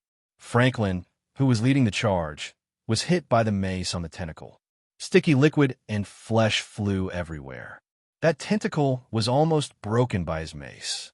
However, in the next instant, 3 tentacles hit his chest hard. The dragon scale armor shattered instantly, and the black whirlwind dissipated. The thick mace was flung away. Franklin spat out a mouthful of blood. His eyes were filled with fear, but there were still several tentacles that wrapped around his body that was flying backward. At this moment, Oster rushed up with a black sword. He rolled into the tentacles like a black whirlwind. Several magic spells and secret techniques also blasted on the octopus monster. Dazzling rays of light burst out, but when they landed on the octopus monster, it was as if they had been thrown into a swamp. The attacks of several level 10 powerhouses did not cause any ripples. What a terrifying defense! Everyone was shocked. Such a strong defense that could withstand the attacks of 10th tier powerhouses without any damage was already beyond their imagination. However, the battle had already started. Franklin and Oster were still in the spell formation, and there was no way to stop it. At this moment, Josh pointed the magic wand that he had been guiding for a long time at the sealing spell formation.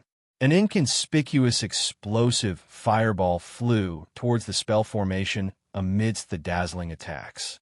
However, it didn't fly towards the octopus monster directly. Instead, it flew towards the sealing spell formation on the ground. There is indeed something wrong with him. Irina, who had been paying attention to Joshua, raised her hand and conjured up a shield of light in front of the exploding fireball. The fireball exploded causing ripples on the light shield, but it did not damage the foundation of the array. Irina. Josh's heart jolted upon seeing the shield of light that had suddenly appeared, and he turned to look at Irina in reflex. Irina was looking at him coldly. Her pure blue eyes seemed to be able to see through the darkness and filth in his heart. Could it be that she could tell?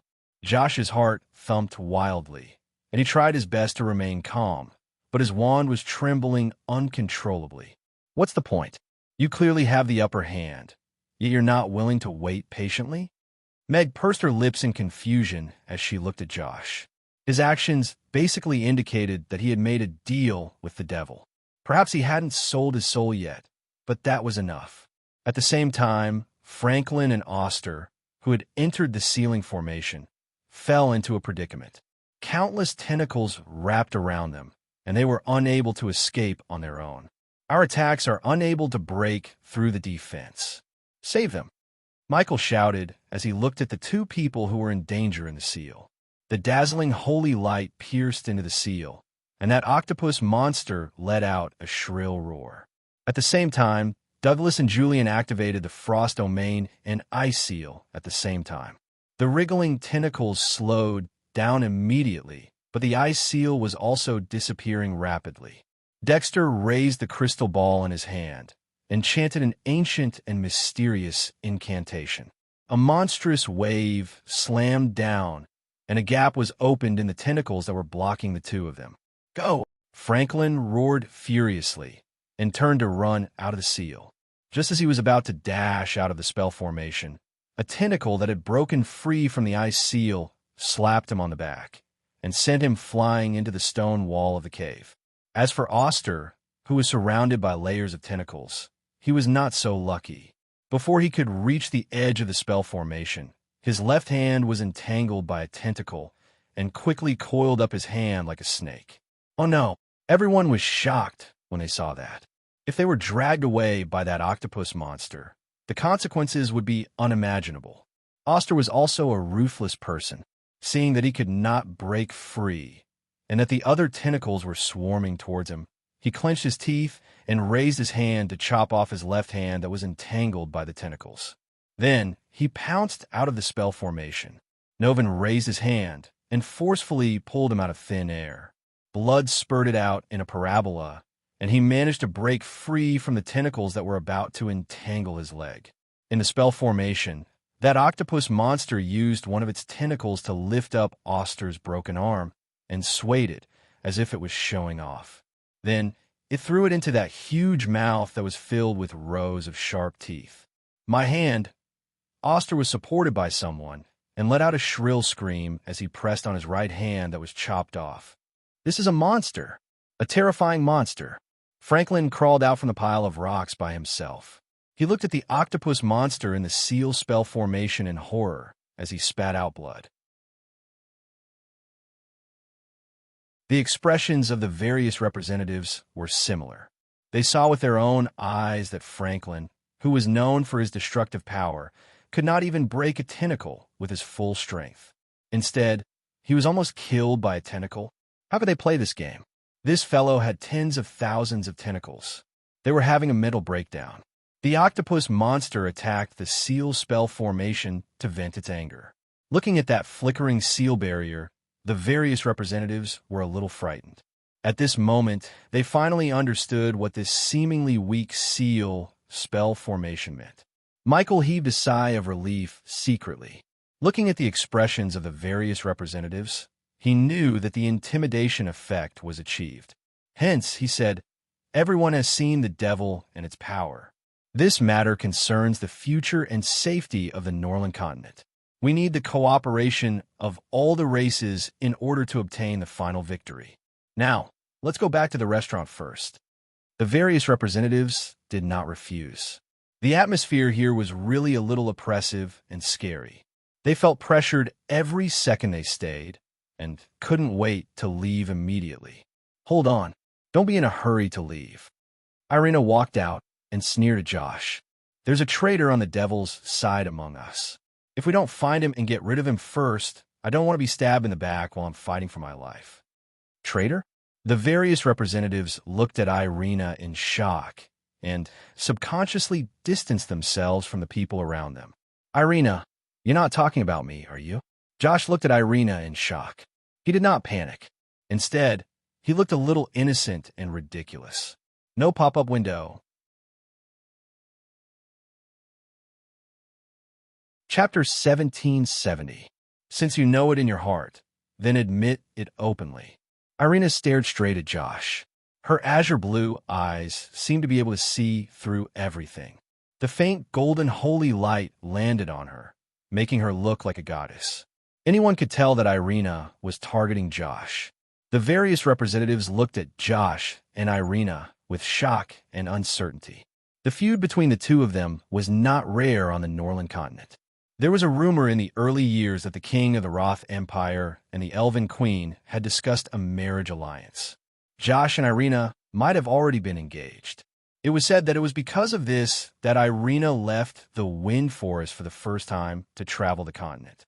That led to a series of legendary stories, as well as the many legends she left behind with Alex on the Norland continent. No one knew what Josh was thinking, but more than 3 years ago, Alex was ambushed in Rodu and disappeared without a trace.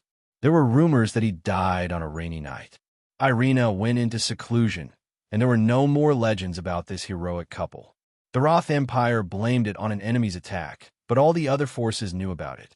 Furthermore, there were also people who were involved in the ambush on that rainy night. Weston retreated to a corner and sized up Josh, Irina, and Alex carefully. Very few people knew that Alex and Irina had a daughter. She disappeared with Alex back then, and no one knew if she was dead or alive. Josh and Alex had a feud that would not end until one of them was dead. Irina obviously knew the truth, so he was not sure if Irina was trying to take revenge on Josh with the excuse of the devil, or if she had really discovered something. Everyone present had the same mentality, so they were cautious and did not rush to express their opinions. Irina, don't you dare slander His Highness the Second Prince. Richard shouted in a low voice. He stood protectively beside Josh and looked at Irina cautiously. The knight beside Joshua was also standing guard beside him with his sword in hand, and he appeared to be quite nervous. Perhaps there's some misunderstanding between us. This is the first time I've come here, and I've seen this demon. How can I be a traitor? Joshua did not try to hide anything. Instead, he looked at Irina in surprise. Perhaps you don't know, but the first person I came into contact with who exchanged souls with the devil was Borg. He attempted to use demonic energy to invade the tree of life and strengthen himself with it. In the end, his soul was controlled by the devil, so I killed him. Next was Ferdinand from the Falk tribe. He also exchanged his soul with the devil and released the devil in his heart. He plotted to kill his family, and I used the holy light to dispel the demonic aura on him. No one knows demons better than I do. The holy light will guide me. Irina raised the magic caster staff in her hand, and a dazzling holy light began to condense. Irina, stop what you're doing now. If you attack the second prince for no reason, you and the night elves will have to bear the wrath of the Roth Empire. Richard shouted in a low voice as he raised his hand to form a magic barrier. At the same time, he pointed the magic wand in his hand at Irina. Irina, don't be rash, Michael also said. Everything happened so suddenly, and this was not part of their plan. Joshua was the second prince of the Roth Empire. Now that they were facing a great enemy, it was time for all the races to work together. If Irina really hurt Joshua and incurred the wrath and displeasure of the Roth Empire, it would be adding insult to injury. Since that's the case, I'll let you see what he did earlier. Irina tossed out an image recording stone. The image of everyone attacking the devil together appeared, and the focus of the image was on Joshua. When everyone was attacking the octopus monster from afar, Joshua released an explosive fireball. The fireball was mixed in with all the magic spells, but it did not fly towards the octopus monster. Instead, it slanted to the side and landed at the edge of the spell formation. However, at the instant that the fireball landed, a light shield appeared on the ground and absorbed all the power of the fireball. Everyone's expression changed drastically when they saw this scene. After experiencing the terrifying power of that devil, they had already realized the significance of this seemingly thin ceiling spell formation. However, Joshua's explosive fireball just now almost destroyed the spell formation and killed everyone here. Everyone looked at Joshua with anger and questioning gazes. Even Richard and that knight from the Roth Empire had a slight change of expression. How did this happen? Josh's expression was not as calm as everyone else's. Instead, he looked at the image that was still playing on loop in midair with a look of disbelief as he muttered, "My attack was clearly aimed at that octopus monster, so why did it appear there? This is completely different from what I saw. Stop pretending. I already felt that you were a little strange when we were at the restaurant," Irina said coldly with a frown. "Irina, I know you have resentment and misunderstandings towards me. I will explain it to you in the future. However, as the second prince of the Roth Empire, I have everything that others can't even dream of having. Why should I exchange my soul with the devil and become like Ferdinand, who is neither human nor ghost?" Joshua shook his head and said sorrowfully and self-reproachfully, "I was too careless. Ever since I entered this cave, I had an inexplicable feeling of fear. I acted hastily just now because I wanted to do my part. Now that I see this scene, perhaps my mind was already controlled by that devil from the moment I entered the cave and almost caused a disaster.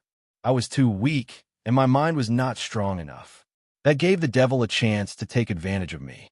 Luckily, you noticed the abnormality and stopped the disaster from happening. If I had really released this devil, I would not be able to redeem myself, even if I died 1,000 times." Joshua looked at Irina gratefully. He took 2 steps forward and looked at her frankly. "If there is still demonic aura on me, or if I am possessed by an evil spirit, please use the holy light to expel it from me. I, Joshua, am magnanimous. I would rather die than be controlled and used by a devil. Your Highness!" Richard wanted to go forward. "President, don't come forward." Joshua raised his hand to stop Richard. With a serious expression, he said, "This concerns the future of the Norland continent. I believe in Irina. If the devil really controlled me and I didn't know, I would really become a sinner for all eternity." Joshua's words were honest and sincere and made the various representatives fall into deep thought. Even a top powerhouse like Lewis could be controlled by the devil. It didn't seem hard to understand that Joshua, who was only at the 7th tier, would be controlled by the devil to do such a thing. Meanwhile, Joshua's attitude made the crowd admire him. Those who dare to fight for the throne are indeed not simple. Meg looked at the honest Joshua and frowned slightly. Wonderful book, House.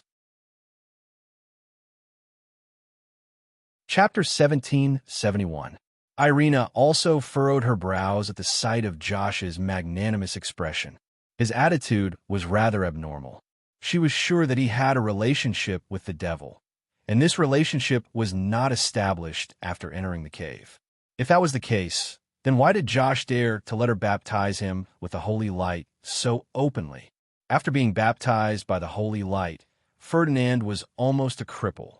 The damage to his mind and body could not be healed.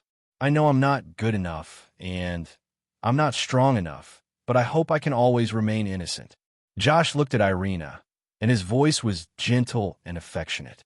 "Come, take as me begging you. Use the holy light to cleanse my innocence. If you don't take precautions in advance, you will be easily controlled by this guy, even if you are a 10th tier being." Lewis looked at Josh and nodded slightly. This child is not bad. He might have been targeted by the devil. As someone who had experienced it himself, he knew very well how terrifying the devil's mind control ability was. Therefore, he felt that the deduction that Josh was controlled by the devil at that moment, causing the direction of the bursting fireball to deviate, was plausible. There is such a possibility. Crassus nodded in agreement and looked at Josh. He shouldn't be that stupid. The attitudes of the two of them more or less represented the thoughts of the various representatives. Josh's frankness won everyone's favor, and they felt that he was a tragic hero who sacrificed himself for justice. If he were only temporarily bewitched by the devil, then the holy light would cause very little damage to you. It would only disperse the demonic aura on your body. However, if you exchange souls with the devil, then the holy light would strip the devil from your soul. By then, you would become a fool, Irina said coldly as she looked into Josh's eyes. I believe I won't become a fool. Josh smiled gently and straightened his chest. Irina, I'm warning you. If you dare to cause any harm to His Highness Josh outside of the baptism, I will never let you off. Richard shouted at Irina coldly.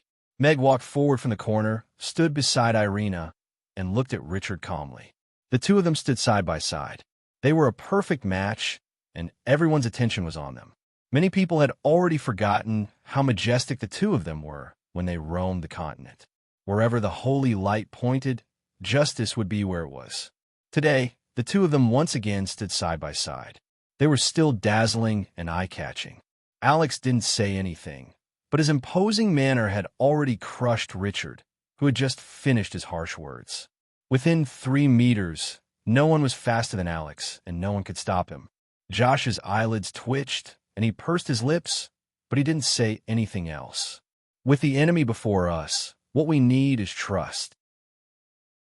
Since Prince Joshua is willing to prove his innocence, we'll have Irina baptize him with the holy light, and the truth will be revealed. As the host, Michael naturally couldn't let the situation turn into a stalemate. With a serious expression, he said, there are more than 10 10th-tier powerhouses watching at the moment. We can guarantee absolute fairness. Please.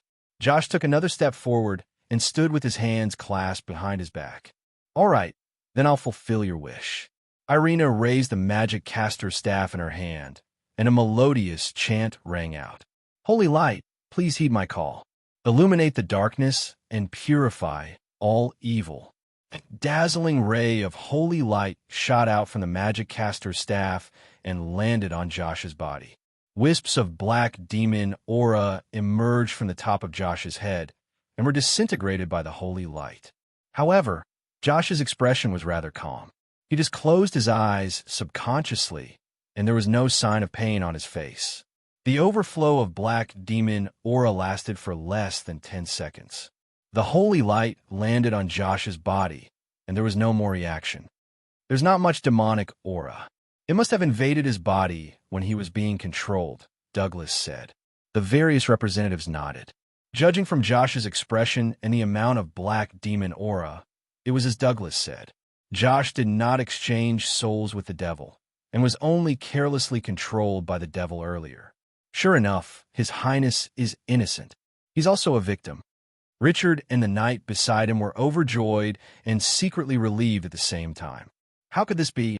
Irina frowned, but the holy light did not sense any more demonic aura on Josh's body. Although she was full of doubts, she had no choice but to retract the holy light. Meg took a deep look at Josh. He was not surprised by this outcome. Since he dared to take the initiative to accept the baptism of the holy light, it meant that he was not afraid of the holy light. The holy light receded, and Josh opened his eyes. He looked at Irina with clear eyes and smiled. Irina, thank you. I feel like I've undergone a spiritual baptism, and my chaotic feelings are all gone. If you hadn't discovered and dispelled it in time, I'm afraid it would have led to an even greater disaster. No matter what method you used, it won't end like this. Irina put away her magic caster's staff, turned around, and walked out of the cave. Meg gave Josh a strange smile and turned to follow Irina. What were you smiling about? Irina asked Meg. A pretentious smile can often bring great mental pressure to people. Meg smiled. Actually, I don't know what I'm smiling about. I made everyone worry. Josh apologized to the representatives of the various races. He looked at Meg's back view and felt a little depressed. The smile he left behind made him feel a little uneasy, as if he had seen through everything. It was as if he was watching a pitiful and clumsy clown's performance, and it drove him crazy.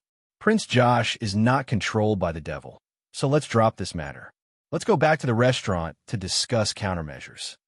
Michael ended the farce and led everyone back to the restaurant through the teleportation portal. Well, I haven't bathed for a few days. Can I go back with you? Barbara hurriedly said, "My work is done. I can't help with the rest." "Of course. You are a hero who has made an outstanding contribution. Come back to the restaurant with us. You should receive your reward." Michael nodded with a smile.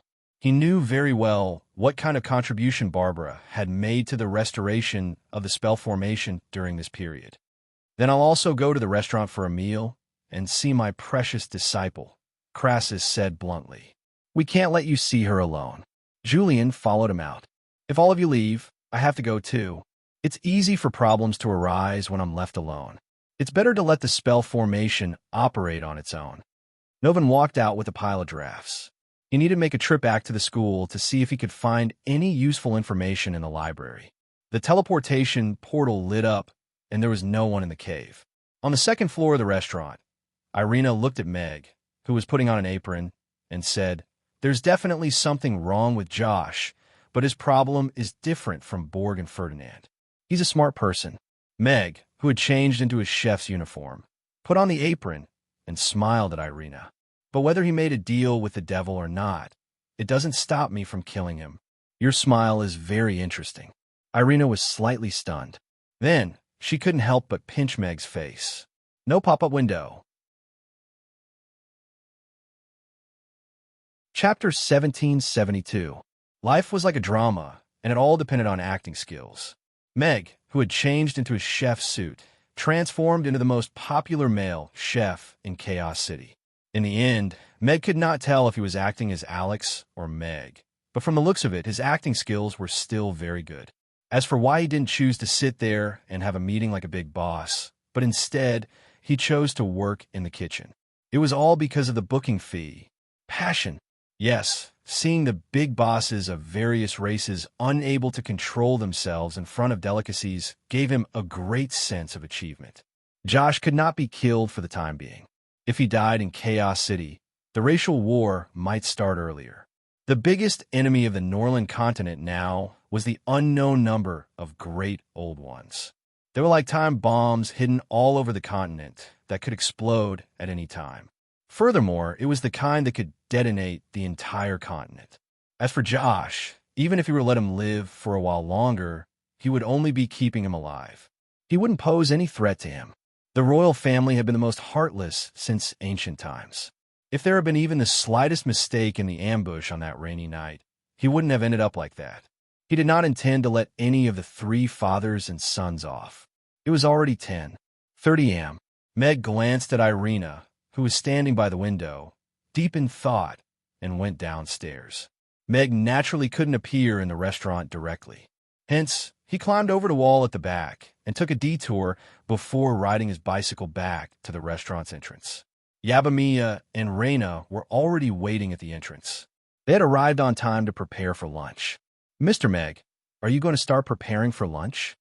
Dicus asked Meg with a smile. "Yes, we need to make some preparations in advance." Meg nodded with a smile.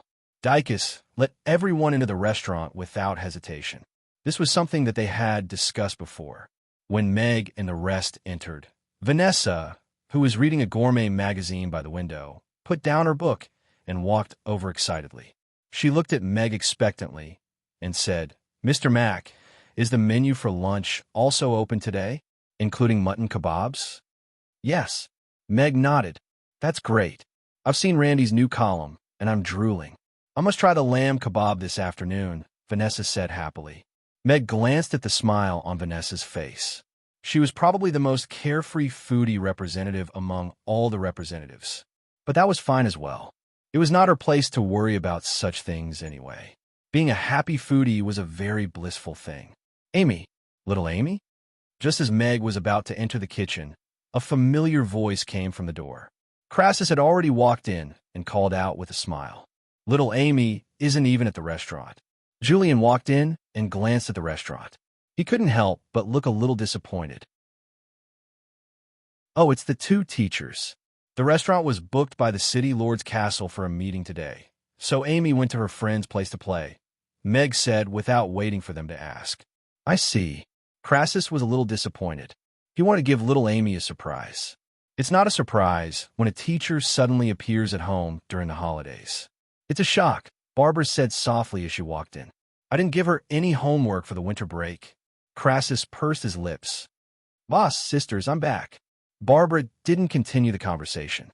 Instead, she opened her arms and ran toward Yabamia and the others. Barbara. Yabamia and the others were also surprised to see Barbara, who they had lost contact with for many days. The originally lively girl looked as if she had just crawled out of a coal mine. Her hair was a mess, and her clothes were dirty. It was a shock to see her. Upon seeing everyone's shocked expressions, Babla hurriedly stopped in her tracks. She lowered her head to look at her clothes and embarrassedly said, I haven't showered for too long. I'm suffocating. Barbara, where have you been these days? If you've been kidnapped, blink your eyes.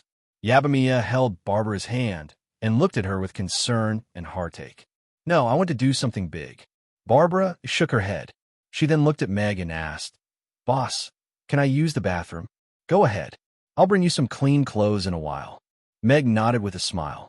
Seeing as Barbara had been working tirelessly to decipher the runes in the underground cave, he had no reason to turn her down. All right. Barbara immediately ran upstairs happily. She removed the dirty clothes on her body and turned on the tap. As the hot water poured on her body, her tiredness was completely soothed. She couldn't help but heave a long sigh of relief. I'll leave your clothes outside. After you shower, go soak in the bathtub for a while. Remember to come down for dinner later. I'll prepare more kebabs for you. Meg's voice came from outside. All right, Barbara replied happily. She looked at the bathtub that automatically filled with water. This treatment was really great. Meg went downstairs again. The various representatives had also returned to the restaurant under Michael's lead. However, compared to their high-spirited appearances when they had just left, the various representatives who had returned to the restaurant were clearly in a sorry state. They were like frosted eggplants, and everyone's face was filled with worry. Oster, who had lost an arm, sat with a dark face. His wound had stopped bleeding, but that severed arm was eaten by the octopus monster. He couldn't regrow his severed arm, so he would only be left with one arm for the rest of his life. It was inevitable that his power would decrease. Franklin didn't look too good, either. His injuries were slightly better than Oster's, but his front and back were beaten up by the devil, so he didn't feel too good. He needed some time to recuperate. Big brother Josh, are you hurt? Did you guys get attacked? Vanessa also noticed the strange atmosphere and asked the pale-faced Josh nervously in a soft voice.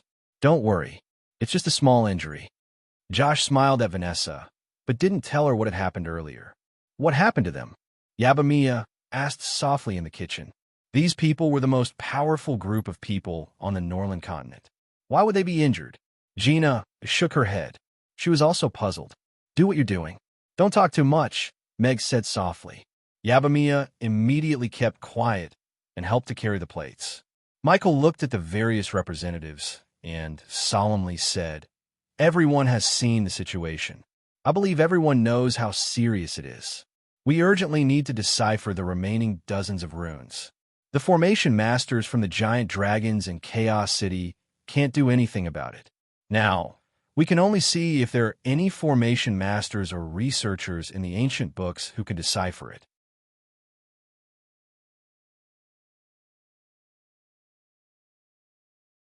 Chapter 1773.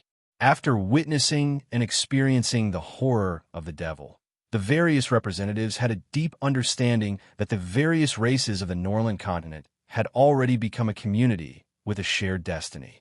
Even giant dragons couldn't face such a terrifying enemy alone. Everyone's conversation was a little gloomy, but the various representatives quickly reached a consensus.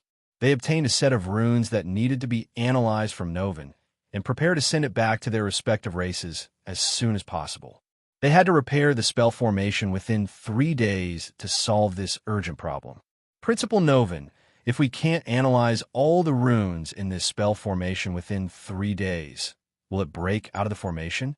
Will it not be able to do without a single rune? Sally asked Novan. The various representatives also looked at Novan with concern. Yes, this seal spell formation is very complicated. It is made up of tens of thousands of runes. If there are a few runes that can't be analyzed, then it can't be repaired or reinforced. Any small mistake could cause this spell formation to collapse. Nova nodded with a serious expression. If that's the case, then we can only wait like this? I'm afraid it's very difficult to analyze such ancient runes in such a short time. There might even be runes that can't be analyzed at all. What should we do then? Sally continued to ask. We can't place all our hopes on this rune. Yes. Princess Sally's thoughts coincide with mine. Nova nodded. He looked at the various representatives and said, in the past few days, apart from analyzing the spell formation masters from Chaos City and the giant dragons have already set up countless sealing spell formations outside the sealed land. However, according to this devil's power, these sealing spell formations can only cause some hindrance to it, but not seal it. The expressions of the various representatives became even more serious. Therefore, apart from requesting the spell formation master from the various races to come to Chaos City, I think we should gather all the top powerhouses on the Norland continent to Chaos City to prepare for the situation when that devil breaks out of the seal, Novin said in a low voice. This battle may be unavoidable. We have to make preparations in advance. Sally stood up with a serious expression and said, the elven race is willing to fight for the Norland continent. Sally. Elliot looked at Sally and opened his mouth anxiously. However, there was nothing he could do. The dwarf representative also stood up and solemnly said, Isen Castle can fend off all enemies, but we don't have the confidence to fend off this monster.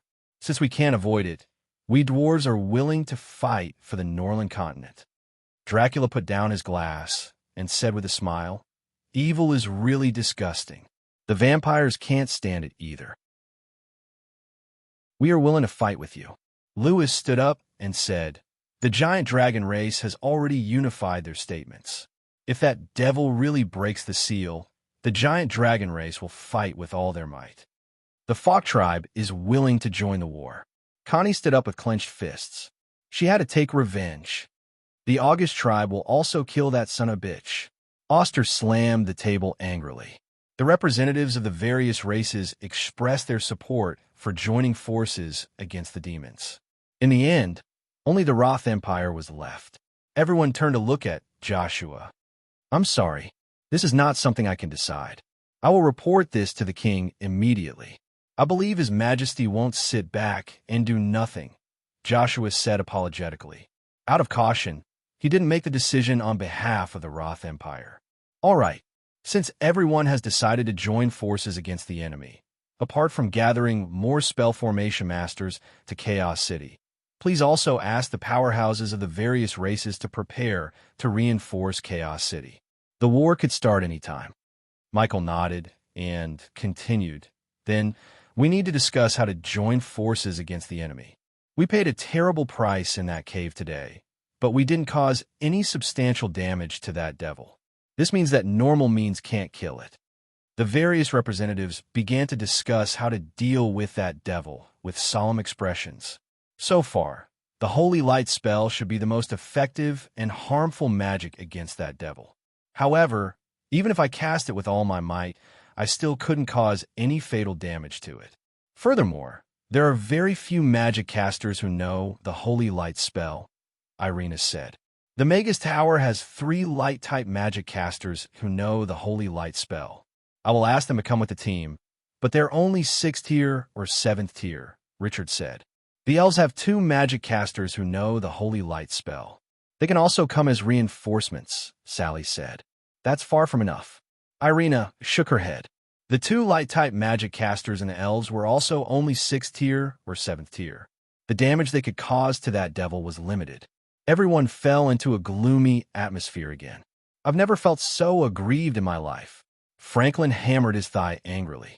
Meg looked at everyone who had fallen into a tense atmosphere and interrupted, It's lunchtime. Would you like to order? Everyone looked at Meg with furrowed brows. This boss really doesn't know how to read people's faces. They were discussing the survival of the Norland continent now. Was this the time to eat? I want 20 mutton skewers and an insanely spicy grilled fish, Vanessa said without hesitation. Insanely spicy again? All the representatives looked at each other. They thought of the insanely spicy hot pot in the morning and suddenly felt their hearts burning. However, their stomachs were craving food again. After thinking about it carefully, there was no point in staying in such a tense atmosphere. They might as well eat something to calm themselves down. Then, they would have the energy to continue the discussion. Give me a roast duck. I've been down there for so many days. My taste buds are getting bland, Crassus said without hesitation. A savory tofu pudding and a braised chicken and rice, Julian said. Do you want hot pot again? Lewis asked Jinx, who was beside him. No. Jinx shook his head like a rattle drum. How about the insanely spicy grilled fish? Jinx glanced at Vanessa. I can't afford it. Jinx glared. Now, whenever he heard the word insanely spicy, he would feel his anus tighten. Useless. Lewis pursed his lips and then said, a large, mildly spicy grilled fish. I'm sorry, but the spicy grilled fish starts at the medium spicy level, Meg said with a smile. Lewis pondered for a moment before nodding in a serious manner. All right, I'll have a medium spicy grilled fish then. The representatives learned their lesson and didn't order for Vanessa anymore. This young lady looked weak, but her taste was extraordinary. They each chose a dish that they thought was good and prepared to try something new. Here, 10 servings of beggar's chicken, Dexter said. Dexter said in the broken common. All the representatives looked over. All right, Meg nodded with a smile. He wasn't too surprised. This was Lantis' holy chicken, after all. If he had the chance to eat at the restaurant, it would naturally be his first choice. Right at this moment, a golden array formation light suddenly lit up in the middle of the empty space surrounded by tables. Barbara, Father is here to save you. Following that, an angry roar sounded. Chapter 1774. The sudden appearance of the teleportation portal and that energetic shout stunned all the representatives present. They looked at Michael instinctively, thinking that this teleportation portal was also arranged by Michael. Michael was equally bewildered. The City Lord's castle didn't arrange a teleportation portal in Mamie's. Even the teleportation portal to the sealed land was arranged in the plaza. How could they arrange a teleportation portal at Mr. Mac's place? Mag faltered slightly at the sight of the spell formation before his eyes quickly lit up. The combination of Babla and Father revealed far too much information. Furthermore, Babla had come to the Norland continent through this ancient teleportation formation beneath the restaurant. As the Moon Nation's beloved princess, the king of the Moon Nation wouldn't sit by and do nothing after she mysteriously disappeared through the teleportation portal. Barbara had been trying to restart the teleportation portal for the past few months, but she had always failed. Now that the ancient teleportation portal had been activated again, and the person hadn't arrived yet, but such a figure had already appeared, he couldn't help but think about it. A golden light flashed, and a group of people appeared in the empty space where everyone was sitting. Among them were swordsmen holding heavy swords with both hands, magic casters holding magic caster staffs, and defense-type warriors carrying heavy shields. All of them were guarding the middle-aged man standing in the middle of the group, who was wearing a gorgeous golden robe and a golden gemstone crown. There were 10 people in the group, and 6 of them were 10th-tier powerhouses. Which faction is this? The various representatives were a little confused when they saw this group of people who had suddenly appeared. They had just barely accepted the existence of Lantis, and now a group of unfamiliar and mysterious powerhouses had suddenly appeared. Was there an end to this? Meg's gaze landed on the middle-aged man with the crown. His brows and eyes were similar to Barbara's, but the most important thing was the light pink crescent between his brows, which was more obvious than Barbara's. He was definitely his biological father. Meg was basically certain of his judgment. The people from the Moon Nation were also a little confused at this moment. They had thought of the possible situations that might happen after they entered the teleportation portal, such as countless terrifying unknown creatures and an extremely difficult living environment. However, the current situation seemed to be a little different from what they had imagined. After the teleportation was completed, They were actually trapped in a terrifying encirclement. There were more than 20 level 10 experts who were eyeing him covetously. They were of different shapes and races, but they all possessed undeniably powerful auras. It was a hellish start. Protect the king. The white-haired great magician shouted in a deep voice. He raised his hand, and a magic barrier enveloped everyone. At the same time, he said in a low voice, "Restart the teleportation array. We have to leave this place immediately." Everyone gripped their weapons tightly. Although they were in great danger, no one retreated. They were prepared to sacrifice themselves to protect the king. Although they did not know where they had been teleported to, they were outnumbered, and it was not suitable for them to fight. The most important thing was to escort His Majesty away safely. "Wait!" Kenneth waved his hand and stopped the formation master from restarting the formation. He said in a deep voice, "I won't return until I find the princess. Your Majesty, this place is extremely dangerous." The great magician tried to persuade him. "There's no need to say anymore." Kenneth interrupted the great magician's words. He scanned the people present and the surrounding environment with his gaze. This place looked like a meeting hall. The powerhouses present should be having a meeting here, and not here to ambush them.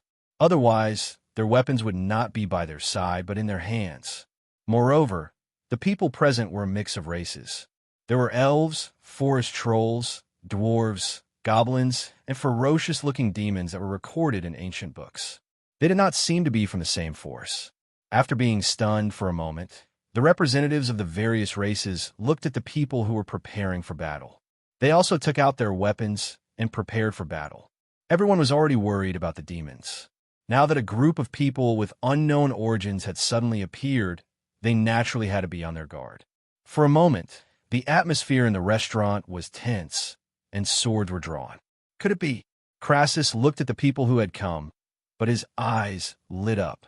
He looked at Julian, who was sitting beside him. "It's the same aura." Julian nodded. His cold face also brightened up a little. "Who are you?"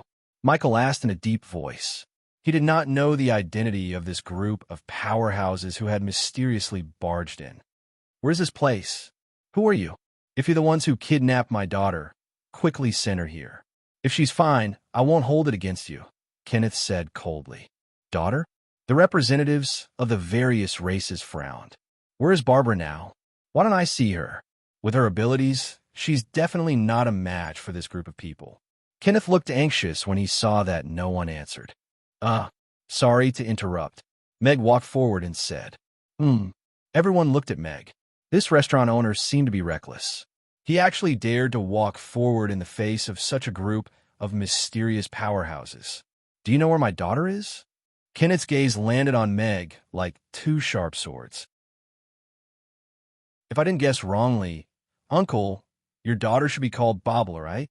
Mag said to Kenneth with a smile as he looked at him fearlessly. "How did you know?" Kenneth's face darkened. "What did you do to her?" "What do you mean, what did I do to her? What kind of person do you take me for? I've clearly helped you raise your daughter very well." Meg rolled his eyes and smiled. "Your daughter is great, I beast." Kenneth exploded instantly. The pink moon on his forehead lit up, and a set of golden and pink armor appeared on his body. He looked like he was going to fight Meg to the death. "Huh?" Meg raised his eyebrows. This king of the Moon Nation did not seem to be playing by the rules. He had clearly taken in his daughter out of kindness, but what was he planning to do now? "Huh?" Irina chuckled and raised her magic caster staff to cast a light shield on Meg. "Father!" Just then, a surprise cry came from the staircase. "Barbara!" Kenneth, who was charging forward, stopped instantly. He turned around abruptly and looked at the figure that he had been thinking about all this time at the staircase. His eyes were filled with surprise. "It's me." Barbara rushed over like a whirlwind and threw herself into Kenneth's arms. "Child, Father is late." Kenneth hugged Barbara tightly and said with joy and guilt, "Your Highness." When the people of the Moon Nation saw this, they were also delighted. However, they did not let down their guard against the people around them. They are father and daughter?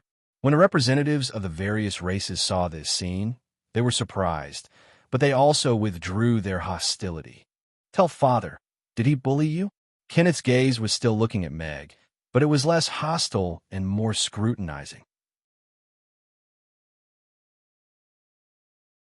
Chapter 1775. Barbara had activated the teleportation portal and left the Moon Nation alone for more than 2 months. What Kenneth was most worried about was that Barbara, who had lived in the palace since she was young and had been pampered and cared for in every way, would encounter bad people. However, seeing that she didn't have any injuries on her body now, and although she had changed her clothes, her mental state and appearance looked good. She didn't look like she had suffered, so Kenneth felt much more relieved. "You mean boss?" Barbara glanced at Meg and shook her head with a smile. "No, boss and everyone treated me very well. I had a good time here." Meg heaved a sigh of relief secretly. Luckily, this last didn't spout nonsense. Otherwise, it would be bad if she was targeted by the Lord of the Moon. Moreover, the head of his family was also watching at the side. "Boss!" Kenneth frowned. He looked at Barbara and then at Meg. "I've been working as a waitress in the restaurant during this period. I'm in charge of the very important task of serving dishes," Barbara said proudly. Babla boasted, "I'm using spatial magic to carry the dishes. They're fast and steady." Serving dishes? Kenneth's eyes widened, and there was a hint of anger on his face. The various representatives who had more or less figured out the relationship between everyone also gave Meg sidelong glances. He actually let a princess serve dishes in the restaurant as a waitress. This restaurant's owner was really brave. His courage was commendable. Or rather, he was really awesome. "How dare you, unruly commoner? How dare you let Her Highness do such a low-level job?" That great magic caster shouted in a deep voice. He glared at Meg angrily and wished he could kill him with a punch. This is the job that she chose herself. Meg was very calm. What was so strange about a princess serving as a waitress? Didn't the elven princess wash the floor here before? The chief of the Fok tribe had even delivered takeout before. The princess of the vampire tribe cut bread, and the princess of Lantis was in charge of coaxing children. Was the princess of the Moon Nation more advanced? "Master, don't be angry. I'm just applying what I've learned. I didn't know what spatial magic was used for, but now that I've discovered that it can be used to carry dishes, it's indeed very convenient," Barbara said with a smile. This. The Archmage looked at Barbara with a complicated expression. He was so angry that he couldn't say anything for a long time. He could only sigh. "As long as Princess is happy." Meg looked at the great magician with some pity. He suddenly understood his anger. To have such a disciple, it was a blessing to not be angered to death. "He really didn't force you?" Kenneth looked at Barbara and asked. "Of course, the boss is just an ordinary person. If I want to leave, how can he stop me?" Barbara nodded and smiled. "I kept it for myself." "The restaurant is great. The ladies here are all geniuses, and the boss's cooking is delicious. I'm very happy to stay here." "That's great. Now Sister Barbara can go home," Gina said softly. "Yeah, she can go back and be a princess again. However, I'm a little reluctant to part with her." Mia nodded and looked at Barbara reluctantly. Kenneth had already confirmed that Barbara didn't suffer in this world. He finally felt relieved. He bowed slightly to Meg and gratefully said, "I apologize for offending you earlier. I'm King Kenneth of the Moon Nation. Thank you for taking in my daughter and protecting her." The people from the Moon Nation also bowed to Meg. "You're welcome. Barbara is a great employee and also our friend," Meg quickly said. He was a little caught off guard by Kenneth's sudden change in attitude. "I came in a hurry this time, so I didn't have time to prepare a gift for you. I'll bring my daughter home today, and I'll come again with a gift to thank you next time." Kenneth looked at Meg and then turned to look at the various representatives in the restaurant. "Please forgive us for disturbing you. We'll leave now and not disturb you." As he spoke, the Formation Master had already started to activate the teleportation portal. The various representatives looked at the people from the Moon Nation who came in a hurry and left in a hurry. They couldn't react in time. "Wait a minute." Barbara, who was holding on to Kenneth's arm, suddenly jumped out of the range of the teleportation portal. "Barbara, we should go back." Kenneth reached out his hand to Barbara. There were too many powerhouses here, so it wasn't wise to stay for long. "Father, I came back especially for dinner. I'm starving now. Why don't you wait for me to have a meal first before we go back?" Barbara pouted and acted coquettishly. Her stomach even made a growling sound at the right time. "After we go back, I'll get them to prepare a table full of your favorite food, including endless roast meat," Kenneth said dotingly. "No way. Their culinary skills are far worse than Boss. I've been craving mutton kebabs and beef kebabs for a long time." Barbara shook her head firmly. She jumped out of the circle of the round table and took a few steps back. This child. Kenneth looked at Barbara helplessly. He didn't expect that he wasn't as important as a serving of roast meat. "Everyone, there's no need to leave in a hurry. We're the representatives of the various races on the Norland continent. We didn't expect to meet the people from the Moon Nation here for a meeting today. If King Kenneth doesn't mind, you can sit down and have a meal with the people from the Moon Nation. Take it as a token of appreciation from the Norland continent," Michael said to Kenneth with a smile. The only key to solving the Norland continent's problem might be with the people from the Moon Nation. Of course, they couldn't just leave like that. It's indeed the Norland continent. Kenneth was certain. In the past few months, apart from repairing the teleportation portal, they had also read various ancient books and made many deductions about the teleportation destination. Among them, they deduced that the other end of the teleportation portal might be on the Norland continent. There weren't many records about the Norland continent in the ancient books. They didn't even know if it existed. However, the successfully repaired teleportation portal connected the Moon Nation and the Norland continent. "Don't worry, Royal Father. This city lord isn't a bad person," Barbara said to Kenneth. "Of course, we can't rule out whether the others are bad people. All right, then we'll have to impose on you." Kenneth wasn't a timid person. Since Barbara didn't want to leave in a hurry, he didn't force her. He nodded and agreed to stay. The staff at the city lord's castle got busy immediately. They added a few more tables for the people from the Moon Nation to sit down. Everyone sized each other up and wasn't in a hurry to speak. Josh's gaze swept across the people from the Moon Nation, and he frowned. The sudden addition of the two major powers, the Moon Nation and Lantis, was not a good thing for the Roth Empire that wanted to conquer the entire continent. "Royal Father, take a look at this menu. Let me tell you, my boss's cooking is really superb. Roast mutton kebabs, roast beef kebabs, red braised pork." Kenneth was still thinking about how to officially interact with the forces on the Norland continent when Barbara had already started recommending the dishes to him with the menu. No pop-up window. Chapter 1776. Meg was busy in the kitchen, preparing food for the guests while observing the people from the Moon Nation at the same time.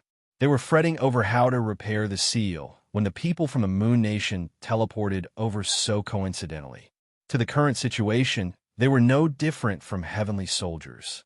One had to know that Barbara had contributed greatly to the analysis of most of the seal spell formation during this period of time. The Moon Nation had preserved a batch of ancient books and inheritances passed down from ancient times. This was something that no race on the Norland continent could produce. Now that her master was here, and there were a few spell formation masters accompanying him, they could only rely on them to repair the seal within 3 days. Under Barbara's strong recommendation, the Moon Nation's delegation had 10 beef kebabs and mutton kebabs each and ordered whatever they wanted to eat for themselves. "Have you revealed your identity to them?" Kenneth and Barbara asked softly. "No. Before this, only the boss and my friends knew." Barbara shook her head and also softly said, "But I've been helping to save their world these few days so I can sit and eat with them." "Save the world?" Kenneth was a little puzzled. Although Barbara was extremely talented in spatial magic, she was still young and was only at the 7th tier now. Given her ability, it wouldn't be her turn to save the world, right? Moreover, she had to sit and eat with a group of 10th tier powerhouses at the same table. "I'll talk to you about this later." Barbara brushed it off and then asked if her mother was well and if anything interesting happened in the Moon Nation. Although Kenneth was puzzled, he had finally found his daughter, so he naturally had to pamper her. Thus, he started to talk to her about some of the things that had happened recently. Michael had originally planned to get in touch with Kenneth first to get closer so that he could ask for their help later. However, seeing that the father and daughter were talking so enthusiastically, he didn't rush to ask. The various representatives couldn't figure out the background and attitude of Kenneth and his group, so they didn't say much. The existence of the Moon Nation had always been a legend. When they looked up at the starry sky, they would often wonder if there was really life on the moon. However, when the passageway between the Moon Nation and the Norland continent was opened, and the people of the Moon Nation really came to the Norland continent, all of the races became even more wary and worried. No one knew how powerful the Moon Nation was, but the vanguard they sent out to search for the princess had 7 10th-tier powerhouses. It was clear that they were stronger than the average race. If they tried to migrate to the Norland continent, or if they wanted to own a piece of land on the Norland continent, it would greatly affect the situation on the Norland continent. Everyone had their own thoughts. For a moment, no one spoke as they quietly waited for the dishes to be served. However, Novin changed his seat and sat beside the great magic caster from the Moon Nation. He pulled out a piece of paper that was filled with runes and smiled as he said, "Hello, I'm Novin. Can I ask you about these runes?" Jonas glanced at Novin with a hint of surprise in his eyes. This man who looked slightly disheveled was actually also a 10th-tier great magic caster. Furthermore, judging from the magical waves emanating from him, he should also be a spatial magic caster. After a moment of hesitation, Jonas still took the piece of paper.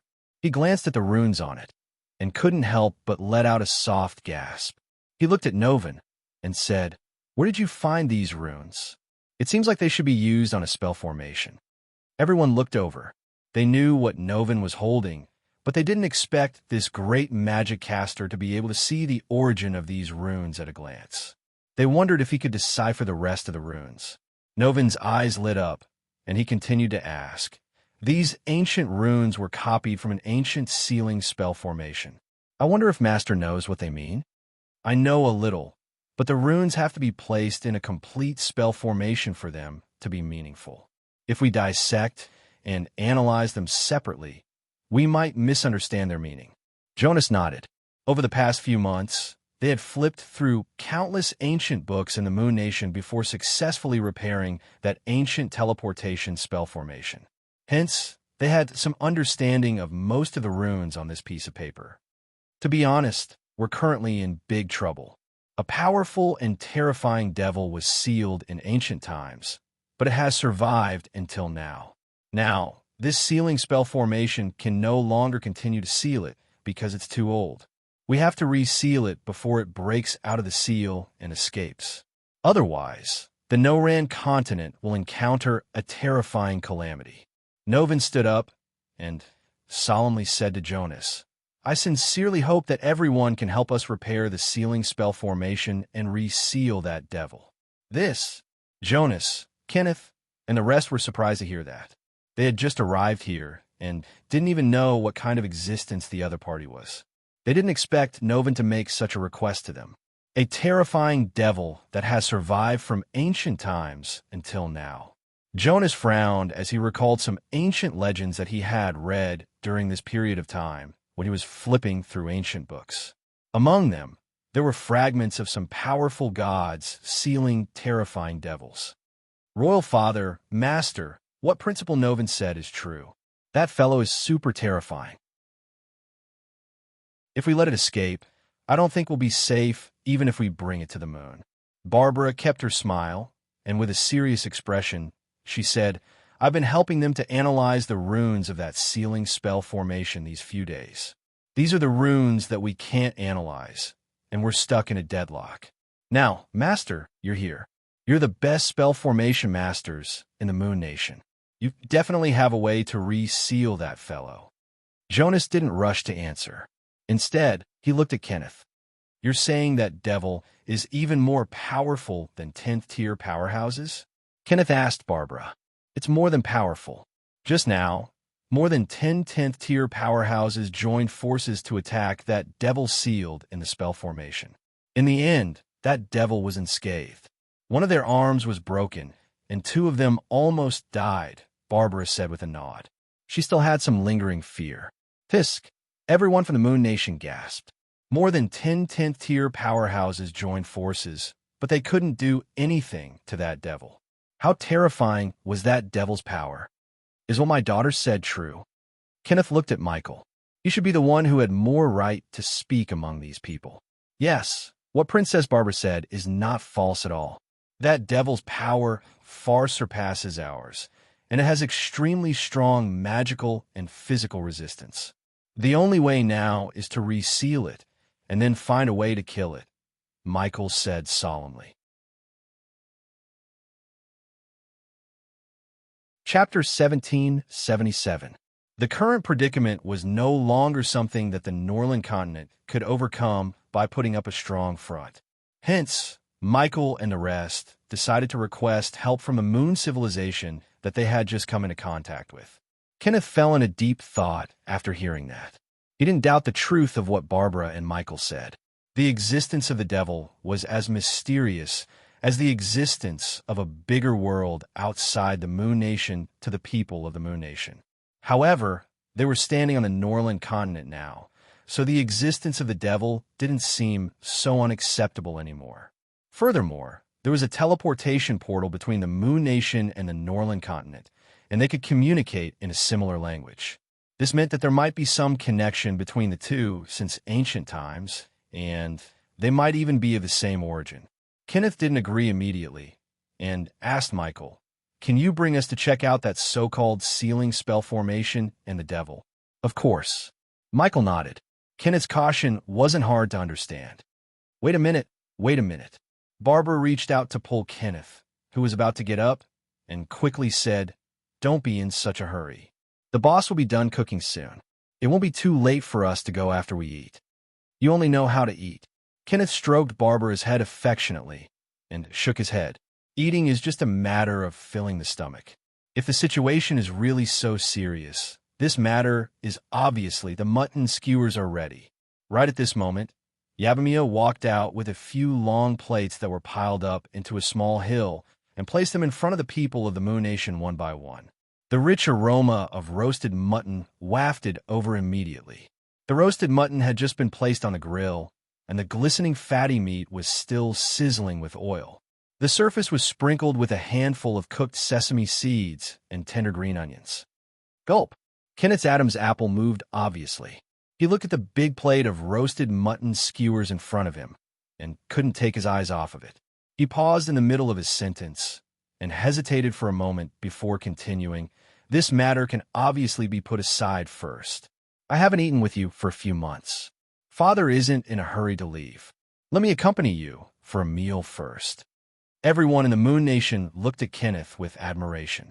His Majesty is wise. "Father, are you serious?" Barbara raised her eyebrows in disbelief. Of course. Kenneth nodded calmly, but his gaze was fixed on the kebab. "All right, for the sake of these mutton skewers, I'll pretend to believe you." Barbara shrugged and picked up a skewer of mutton. She bit off a piece of meat and chewed happily. Freshly roasted mutton was the most delicious. Kenneth nodded slightly at Michael, and then picked up a mutton skewer without standing on ceremony. The roasted mutton of this world was quite special. Perhaps due to the lack of resources, the mutton was cut into small pieces and skewered on bamboo skewers, unlike the Moon Nation which roasted it whole. However, the flaws couldn't obscure the beauty of the meat. He had to admit that the rich aroma of the mutton was indeed more enticing than the roast mutton made by his family's imperial chef. Furthermore, there wasn't the slightest hint of the rank odor of mutton. Just this point alone was enough to show that this chef was better than his family's imperial chef. The food that Barbara was so infatuated with must be delicious. With the mentality of trying it out, Kenneth took a bite of the mutton. The mutton that had just been taken off the grill was still a little hot, and the surface was slightly charred, but the inside was exceptionally tender. When he bit into it, the gravy of the meat immediately splashed in his mouth, and the spices attached to the surface of the mutton also bloomed in his mouth. The fragrance of the onions and the sesame seeds that exploded during chewing made the taste buds on the tip of his tongue fall into a carnival. What kind of divine taste is this? The taste is too good. One bite after another, Kenneth still felt like he couldn't stop after eating 3 mutton skewers in a row. His imperial chef had completely lost the right to participate in this duel. As the king of the Moon Nation, he had to admit that he had never tasted such delicious food in the long years of his rule. Not even one. He glanced at Barbara, who was immersed in eating the skewers, and suddenly could understand why she was willing to stay in this restaurant. There was no need for other complicated reasons. These mutton skewers were already better than countless reasons. The rest of the people in the Moon Nation were also conquered by the mutton skewers. One bite after another, they felt that the meat skewered with bamboo skewers was convenient and flavorful. That was how roasted meat should be eaten. Seems like the taste of the Moon Nation is similar to that of the Northern continent. Meg looked at the people who were engrossed in eating the skewers and curled his lips slightly. The sense of accomplishment in his heart increased a little. The Moon Nation's mutton skewers were served first.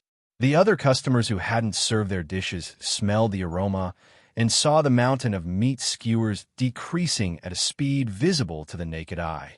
All of them couldn't help but swallow their saliva. However, everyone had ordered quite a number of dishes and was too embarrassed to change now. Hence, they could only watch and wait for their own dishes to be served. Meg's actions were very fast. Not long after the skewers were served, the 10 beggars' chickens from Lantist were ready. Dexter and the Lantistians looked at the beggar's chicken that was roasted like a golden egg. Their expressions became solemn and reverent, and they all bowed to the beggar's chicken. This was the holy item that saved Lantis from the abyss of suffering. Gina held a small wooden hammer in her hand and solemnly knocked open the mud casing that was wrapped around the chicken. Following a few crisp sounds, the hardened mud casing was knocked open one by one. The golden and crispy beggar's chicken was revealed in front of everyone, and the rich aroma of the roasted chicken spread with the heat. Everyone was very familiar with the golden mud casing. This was the key that allowed the Lantistians to leave the bottom of the sea. However, this was the first time that many Lantistians had seen a roasted chicken wrapped in a mud casing. The rich aroma wafted over from such a close distance and was hard to resist. "Please enjoy." Gina turned and left with a smile. "Let's dig in," Dexter said. He took out a small knife from somewhere, and with a swing of the knife, the beggar's chicken on the plate was cut into a dozen pieces.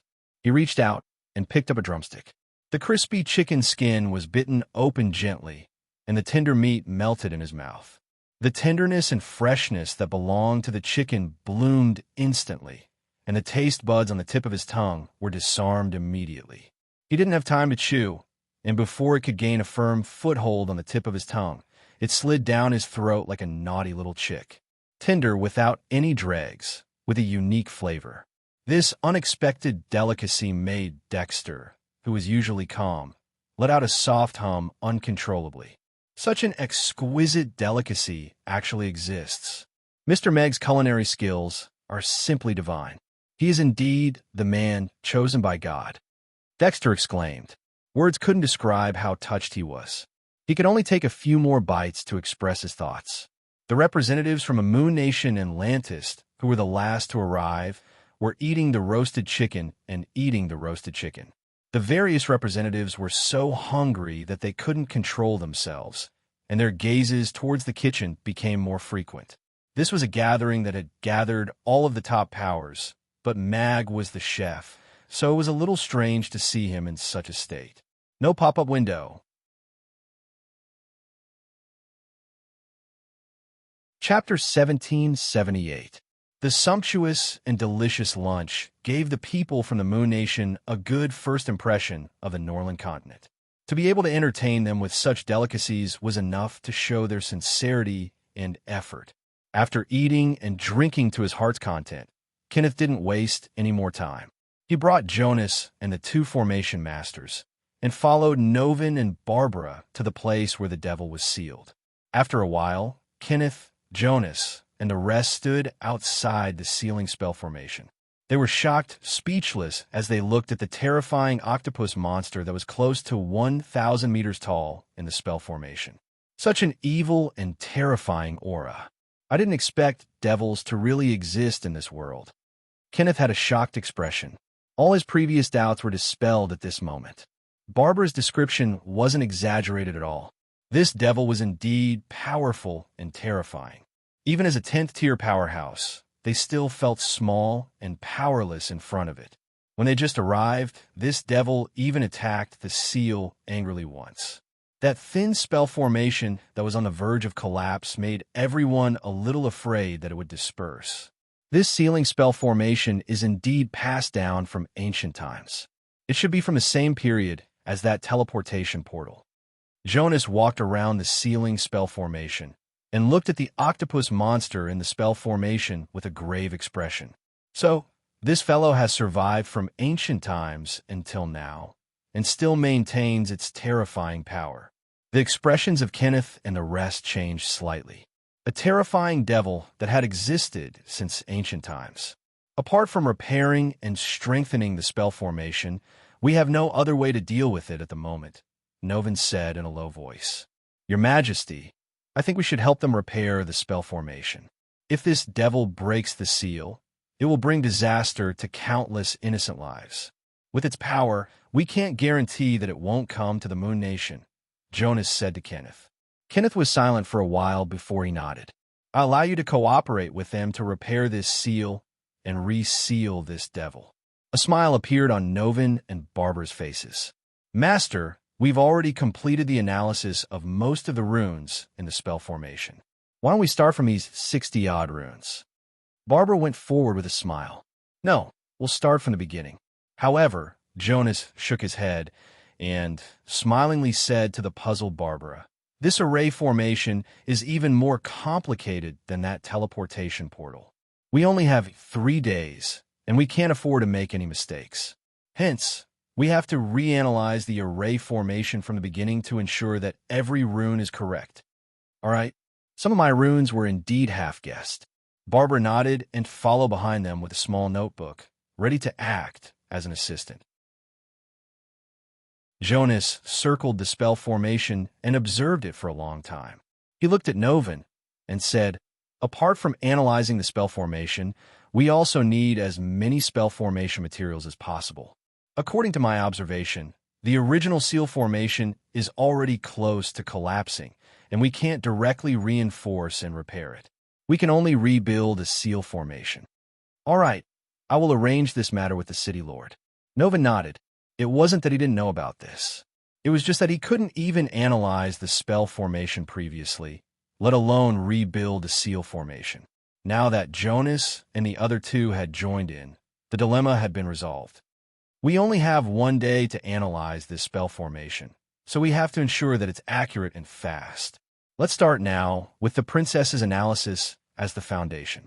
Jonas brought the 3 formation masters with him, and immediately immersed themselves in the task of analyzing the spell formation. Nova made a trip back to the restaurant and informed the various representatives that the Moon Nation was willing to help the Norland continent rebuild the seal formation, but they needed the various clans to provide as many materials as possible. This is a list of materials.